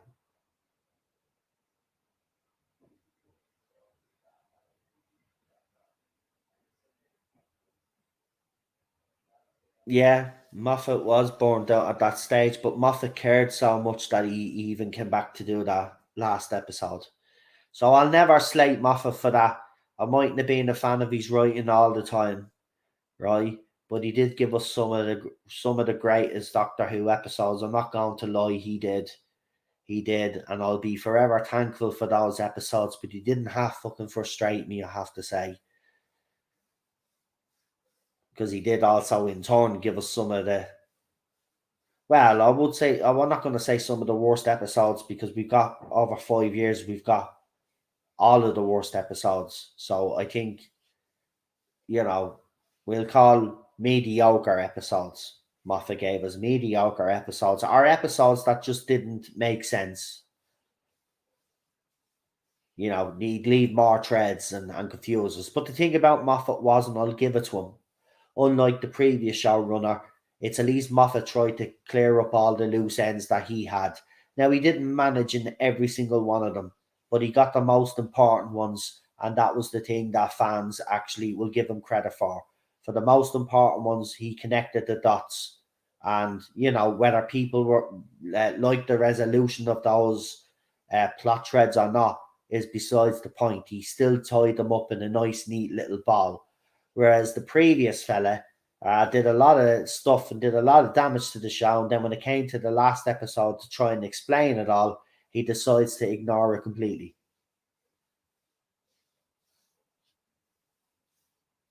And I still haven't watched The Power of the Doctor again. I normally watch them twice, because when you watch it on live stream, you miss out. And I normally watch them on my own again just to see, how I'm feeling about it and stuff. I still haven't been able to bring myself to watch it, even though those cameos are there. I still can't bring myself to watch it yet, but I will eventually. I want to give it another go. I always do anyway. With all the episodes, I've at least watched them.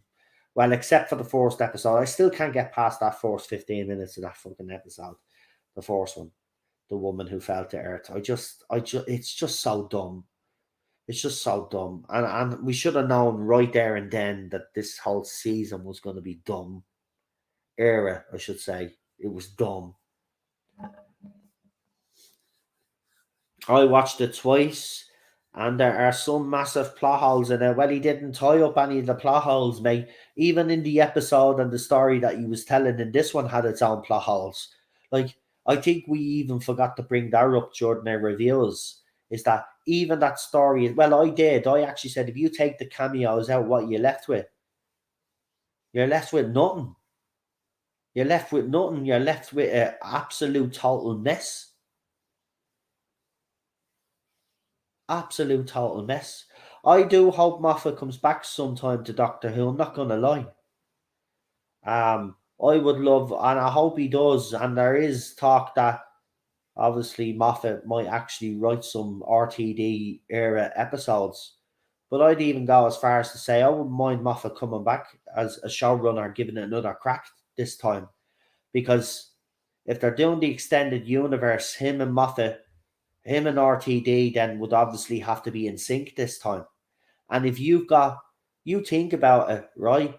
Some of the best Moffat episodes are in the RTD era because RTD was producing, he was the showrunner.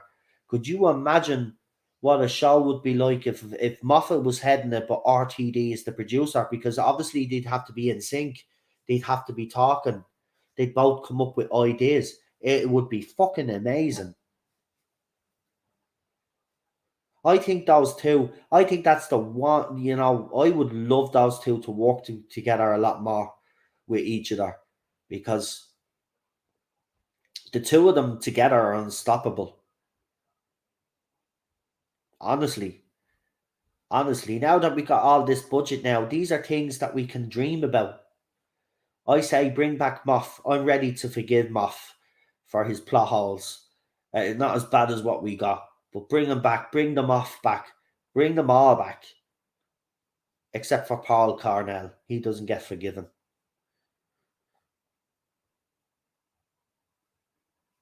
Are you insane? No, I'd have him back as writer, but never showrunner. No, but what I'm saying is you could have him maybe as a showrunner of one of the spin-off shows, not necessarily Doctor Who, with RTD as the producer, right? And have him back definitely writing a few episodes for the RTD era. That has to happen.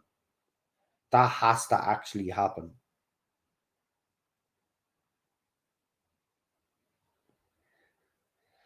I tell you, it's exciting times ahead. Exciting times ahead. But we can talk about all these things now. That's the amazing thing about it. They are the dream team. They are. And they've been both pumping shows out lately as well. Remember that. They're both. Stephen Moffat is back on form, by the way. Stephen Moffat is back on form. And there's even talks, yeah, on murmurings, but nothing confirmed. But there's even talks of and rumors of Sherlock.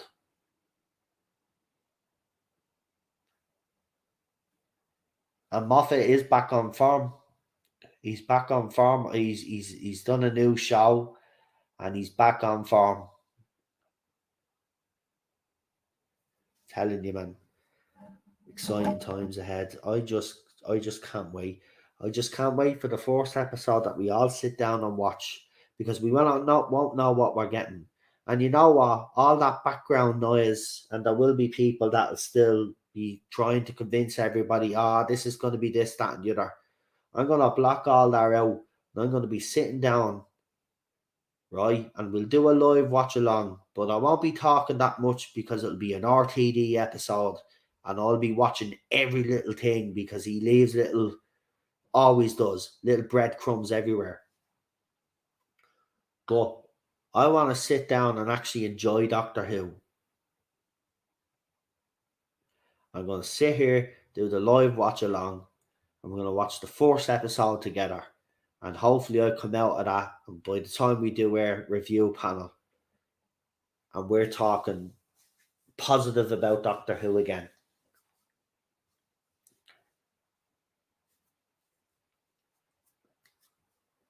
And hopefully that's what will happen.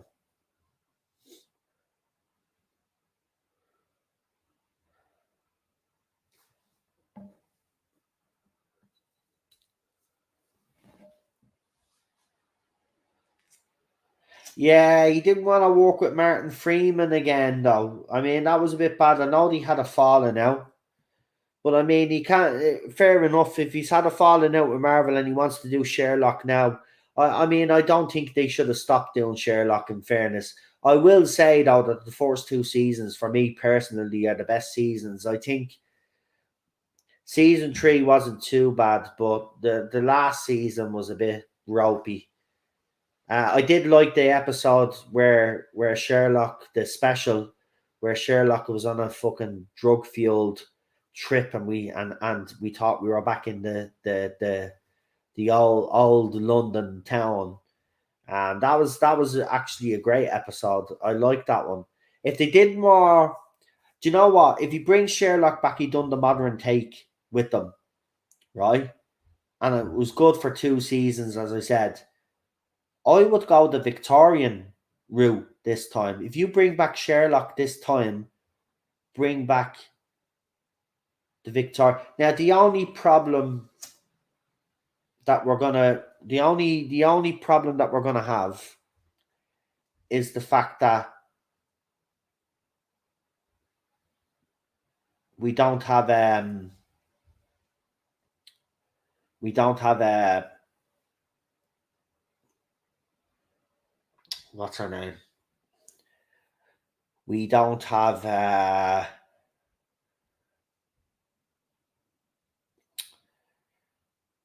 Jesus, our name is completely gone out me head.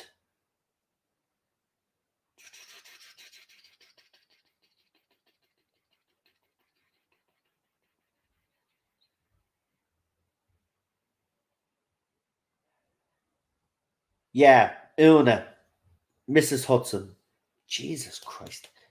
Yeah, we don't have Una, and I don't know if the lads would do it without her. And I don't know if Stephen Moffat would want to do it without her. But you'd have to cast someone else. But this is who I would cast as the new Mrs. Hudson. if they were going to. And I think everybody would be okay with this choice because she's such a famous actress. She's a great British actress. And she's well liked by a lot of people. So here's my new Mrs. Hudson if you were to replace Una. Right? So here she is. That's who I'd have as Mrs. Hudson. Julie Walters.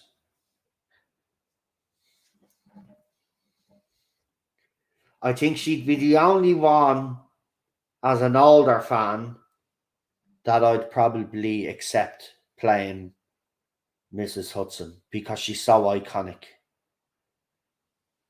And I think she'd play it really, really well. And she kind of has the same sort of sense of humour as Una.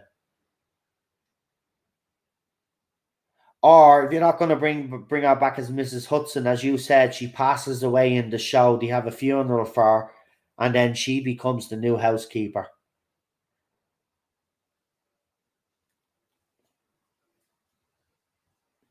Dana, what do people think of that? Yay, nay? I'm mad, crazy. Can't see her playing. I think she'd fit in.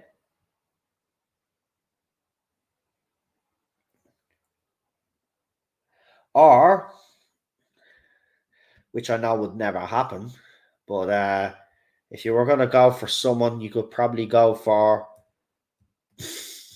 This one's probably going to make you laugh though, but you could probably go for.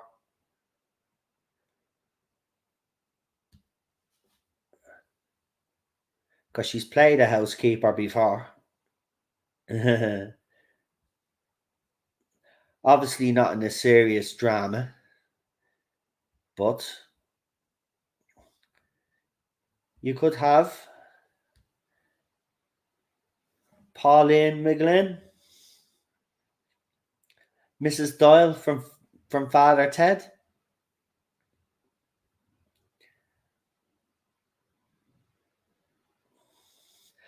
I mean, that one's a bit of a long shot because she's Irish as well. But I don't know. So was Moriarty. Andrew Scott is Irish. So, just throwing her out there. Just throwing her out there.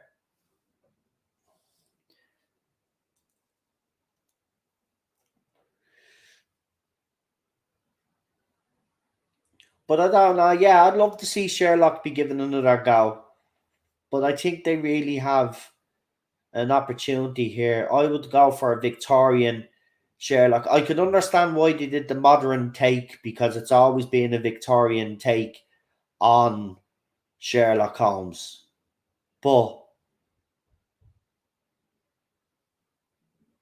I think the modern take now is kind of run its shelf life, in fairness. To me, anyway. I mean, I'd give it a go. If it came back as the same modern take on it, fair enough. I'd still give it a go. But I think they'd be missing an opportunity not to do Cumberbatch and Martin Freeman doing it. Because I think it really suits their characters better. I thought that episode was actually great. I know it was a mad trippy one, but it was actually very well put together.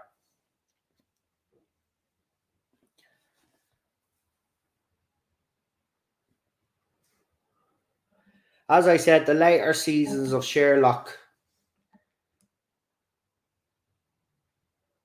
Well, the Abominable Snowman one was the one. John, the girl for your woman. The wasn't that the no? That wasn't that one. Was it? Was the Abominable Snowman the one with the people the fella getting into the people's houses and murdering them, or leaving no evidence, and then it goes back to the gallery, doesn't it? The white was it the White Lotus one? Was that the Abominable Snowman? No, the Abominable Snowman was the one I'm actually talking about, isn't it? I forget the names, man.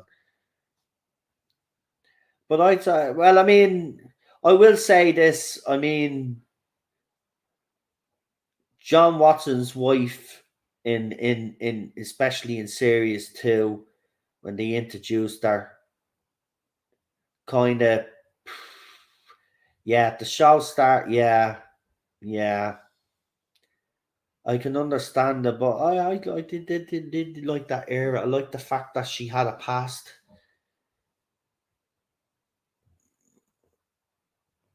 But yeah, she kind of did try. I think when they introduced her, though, it kind of ruined the dynamic. I think I preferred Sherlock when it was only John and Sherlock, but obviously we do know that does get married, like it's happened even in the movies.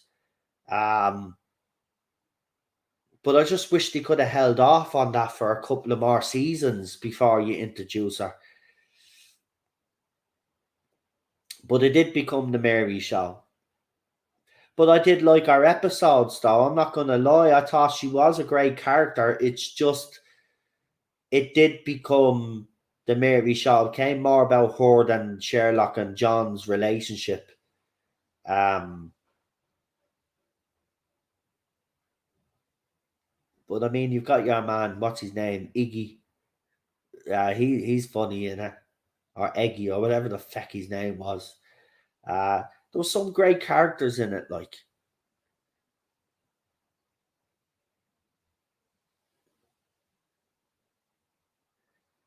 So yeah, many people are divided on Sherlock anyway. I mean, I think we can all say that the fourth season was great. The start of the second season was pretty awesome.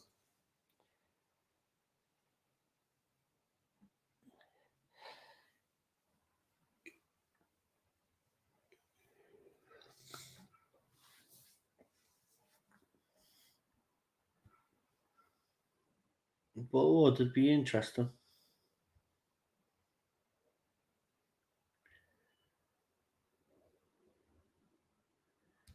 Right. Let me see anyway. I think we are done.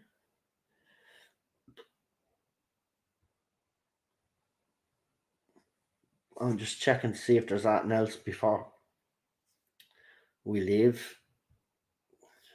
But I don't think so. As I said, Paul McGann and the Eighth Doctor are about trending. And there's some people actually saying they're watching Doctor Who right now. See, it's reignited the fandom, this RTD and David Tennant's return. And no matter what people say out there, it has had a positive effect on the fandom. Obviously, you're always going to get people cautious and suspicious right now, but hopefully, once he does his talking on the TV screen, and we see how good, hopefully, the writing and the character development is and the stories are, people will get behind it because we could be onto something really, really great. And at the same time, it could go really, really bad. But I choose to stay positive because we've got a lot to be positive about right now in Doctor Who for a change. Um, but let's hope it stays. The momentum keeps going, and we get a few more announcements coming because it'll be absolutely fantastic. I think we need something else before the end of the year, and hopefully we do. I'm pretty sure we will. So yeah, we'll be looking out for that anyway. But yeah, listen, thanks for joining me anyway. As you see, and I put plus other chat as well, just to make sure that people weren't confused. Come in and say, "Oh, well, have you talked about this?" Well, we did at the start, but we were going to talk about other stuff as well. And that's what we did. But listen, I just want to say thank you again to everybody that tuned in last night. If you haven't watched, go and check it out. The Noel Clark stream that we did, and I will put it in the link description yet again, just before we leave. For anybody that didn't watch it, he was talking about his film, Adulthood, and also gave us some insight to some Doctor Who. Very interesting stuff about some of the ideas and stuff that was going to happen that never materialized. Um, so, yeah, if you want to get some juicy Doctor Who gossip, there's some in there as well. So, check it out. There's the link there. I'll keep you all going. It was as I said, it was an absolute pleasure to have him on. Um, didn't expect it to turn out the way it did, but it was absolutely brilliant, very insightful, very interesting, very fascinating to listen to a creator like and an artist like Noel Clarke and kind of mull over what their processes were, and you know fascinating when he was talking about certain scenes and how he set them up and how he wanted them to feel and how he wanted it to be acted, and you can tell that he's really passionate about his work. So again, go and check it out. It's absolutely fantastic. And as I said, if you're a Doctor Who fan, there are some juicy little nuggets in there for you as well. A couple of things that didn't happen, to be more specific, but I'll let you go and find out what those things are yourselves. But very interesting conversation. And I want to thank me mods especially for keeping the chat safe for everybody and keeping the chat clean. And I want to thank you guys in the chat also for behaving as well, because some people can get giddy and they won't mean it, but everybody was well behaved last night. So I just want to take the time to say thank you for that, because you really showed the kind of people that you are. And I think Noel went away feeling like he had support. And I think that was, as I said, that was the main goal. Anyway, it was always great having him on, but the main goal was for me and Lee personally, anyway, because we said it before he came on. For us, it was important that he knew after he left here that he had support. So I think he went away feeling that, because obviously he did say he'd come back for the next movie. So well done, everybody. Um, I'm proud of you all, and you know what? It's been a long journey, and you deserve this just as much as we all did. Well, as I did, as people keep telling me that I deserve this, but we all deserve this. This was for us all, and I'm just glad it worked out and everybody enjoyed it. And yeah, if you could do me a favor, get it out there, by the way. Share it wherever Facebook group you're in, if you're even on Instagram, Twitter. If you want to share it and maybe, link people that that would be willing to share it as well, please do that, because that all helps. And I'd like to get as many people to see this, because, this shows what kind of character Noel Clarke actually is, not what the papers want you to believe. And I think it is important that he gets out there and puts himself out there to show people. And I think that's what we got from Noel last night. Uh, do we get our parking validated, Noel, or at least air miles? Oh. Do follow Noel Clarke on the usual social media platforms. Yes, and he has a YouTube channel as well. And he must have only done it. I don't know when he said to actually. I'll check now, because me and Lee actually spoke to him, and we were very passionate saying that he should, because he was actually, as I said, I think he enjoyed himself, because he was saying thanks for that, lads, and we were like, Noel, you do have people out there that support you, and you should get out there a bit more. You should get yourself out there a bit more. You're an innocent man in the eyes of the law. Get yourself out there. So he set up a YouTube channel, but I never seen it before, so I don't know how long it's up, but I'll find out now. But if this is only set up, then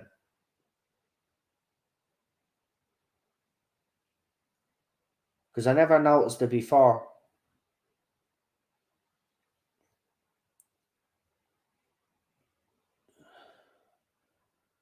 Right, where is he? Stupid phone.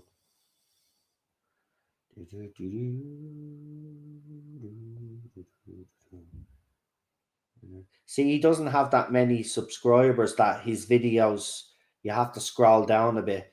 So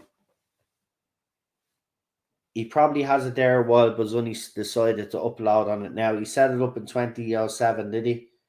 Okay, so it's there a long time. So obviously either he's removed all the videos or he's just started again, or he never posted up on it before. Because it's literally,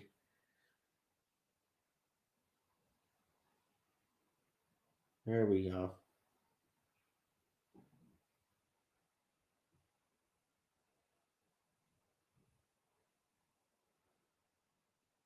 Yeah, so Daniel's absolutely right. So he hasn't used it. So this is the first video that he's put up on the channel.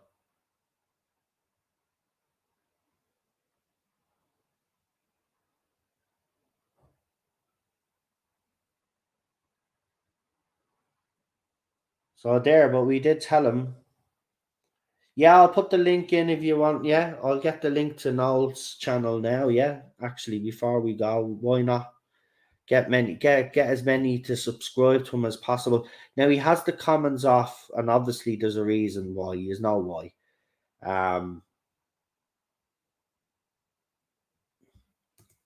But you can still go in and like his videos and stuff until eventually he's comfortable.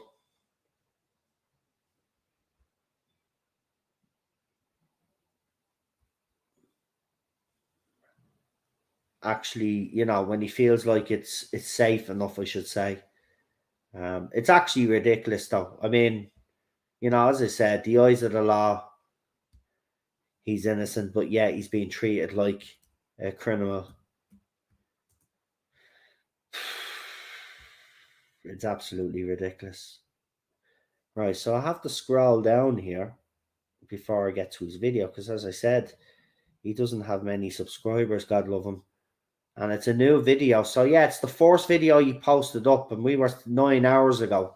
So literally, me and Lee can verify this. We were backstage and we were telling him, you should get yourself out there a bit more, mate.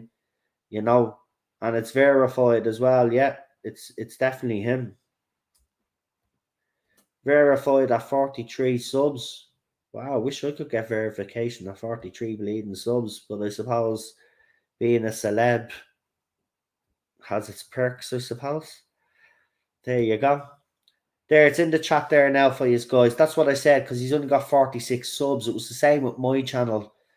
You couldn't find my channel. You'd have to scroll down for ages until you found it back in the day. Now you just type in the Tartar Zone, you'll find it straight away. But back in the day, it was like that.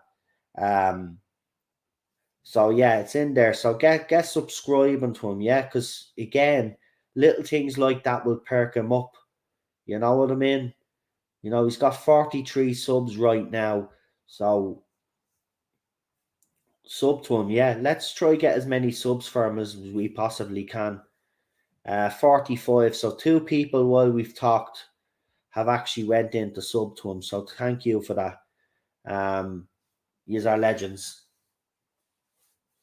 And I know yous will support him because, anyone watching I'm a Celeb, yeah, we're recording it. Myself and Cheryl always watch it.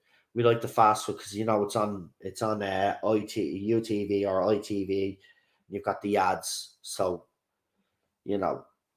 But we watch it on Virgin Media over here. But still, we've got the ads, so we like to watch it wait until it's recorded a little bit and then watch it so we can fast forward the ads. But we will be watching.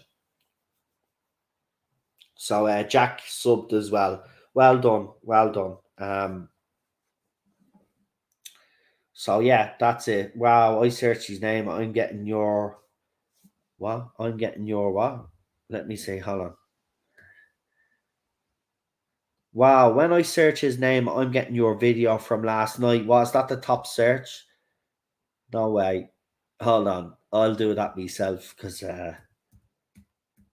that'll be funny.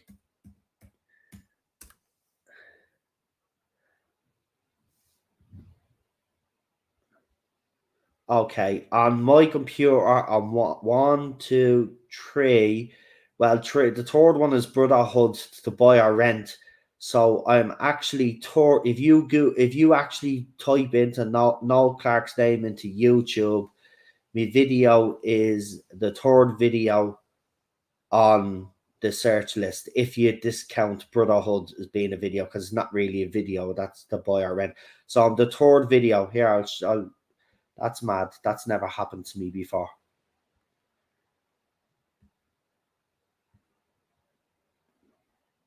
I'm just gonna brag a little bit because I never brag. You know that. I never do. But there, look, right, just to show you. So tip Noel Clark, right? There, one, two. Then you got the Brotherhood, which is to rent or buy, and then there you go. And we got 525 views on that, and there's people still watching, by the way. So there you go.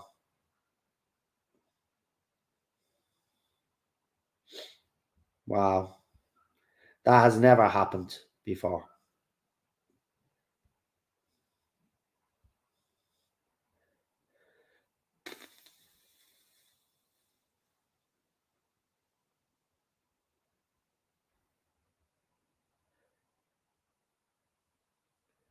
Third page above the Guardian lies. Well, the Guardian was always gonna. That's funny though. That won't stay there for long anyway. So yeah, get watching while it's there, folks. Trust me, they'll fix that algorithm. Anyway, that was a little bit nice to see, but there you go. Yeah. Right. Anyway, enough now. Enough. It was good. It was good. But yeah, I'm going to because Cheryl bought some donuts out of Offbeat. So I'm gonna have a donut with a cup of tea now. Yeah, I already had my dinner today, so that's what I'm gonna do. So I'm gonna eat donut, maybe another two, or as if I feel like a rebel. Cup of tea while I'm watching people eat penises and cockroaches on I'm a Celeb, get me out of here.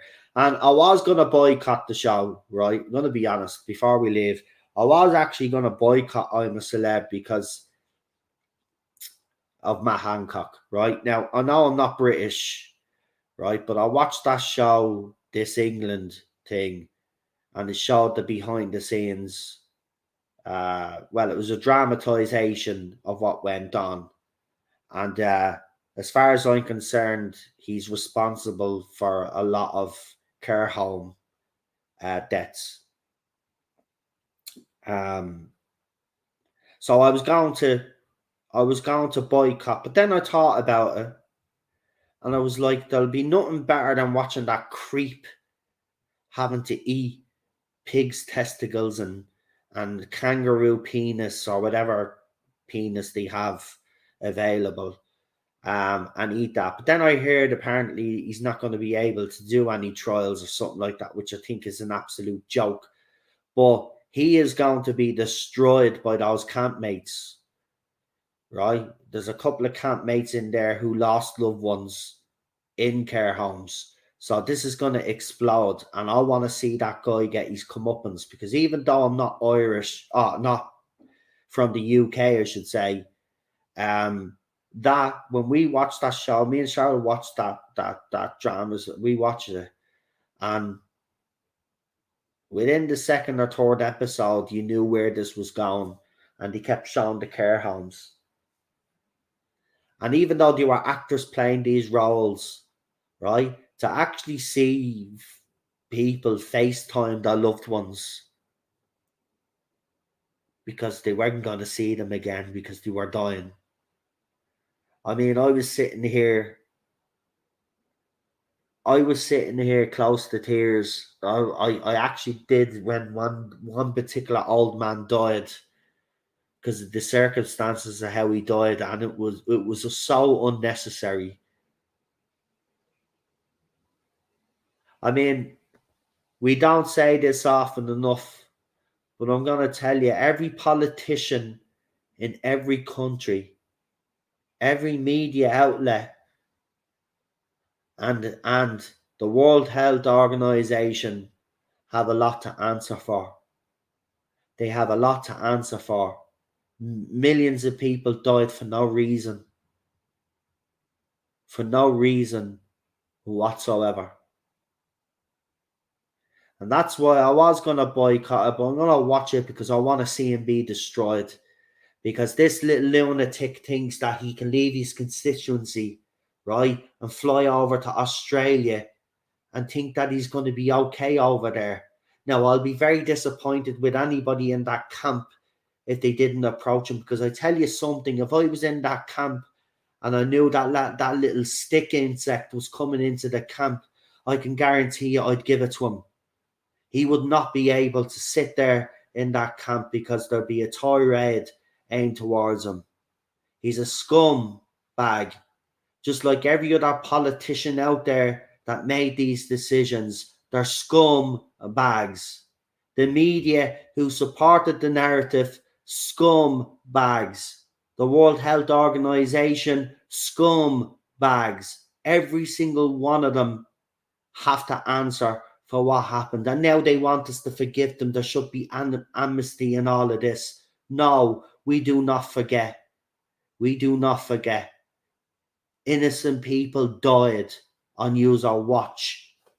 And you have to answer for that, because in any other civilized society, we would be getting used to answer for this. But now you are trying to gaslight everybody. You are despicable people. And shame on you. Shame on you for thinking that old people were expendable. Our older generation are never expendable. We wouldn't be here without the older generation.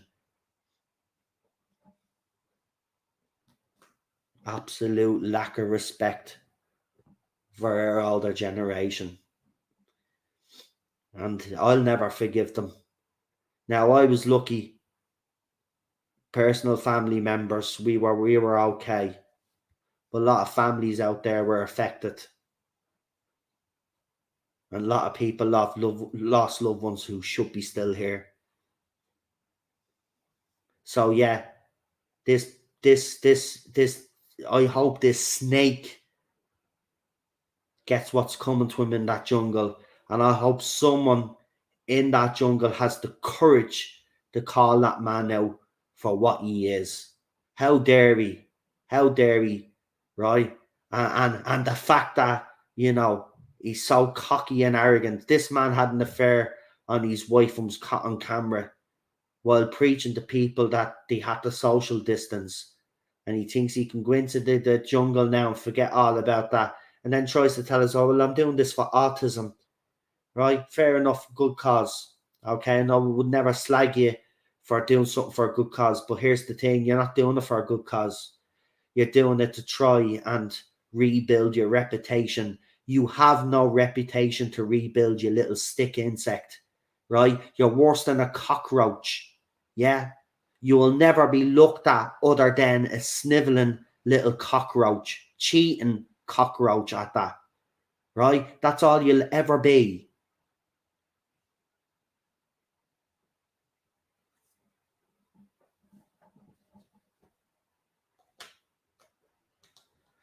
Anyway, we leave it there because, as I said, I'm going to sink into some donuts and watch this. I don't know if he's in tonight's episode, but I'm watching anyway in anticipation.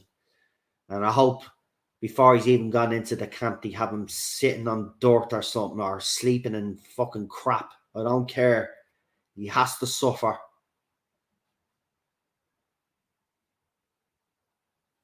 Anyway, I'm going to leave it there before I go too far. But yeah, we'll be back soon. If there's any more Doctor Who breaking news, I'll let you know. Um, and again, thanks for the support. Really appreciate it. And if you're new to the channel, don't forget to like, share, subscribe. I know PD has been putting some links into some channels there as well, as he always does. So go and check those YouTube channels out as well. And we shall see you very soon. So good night. Enjoy the rest of your evening. And we will talk soon, folks. Good night. Have a good one.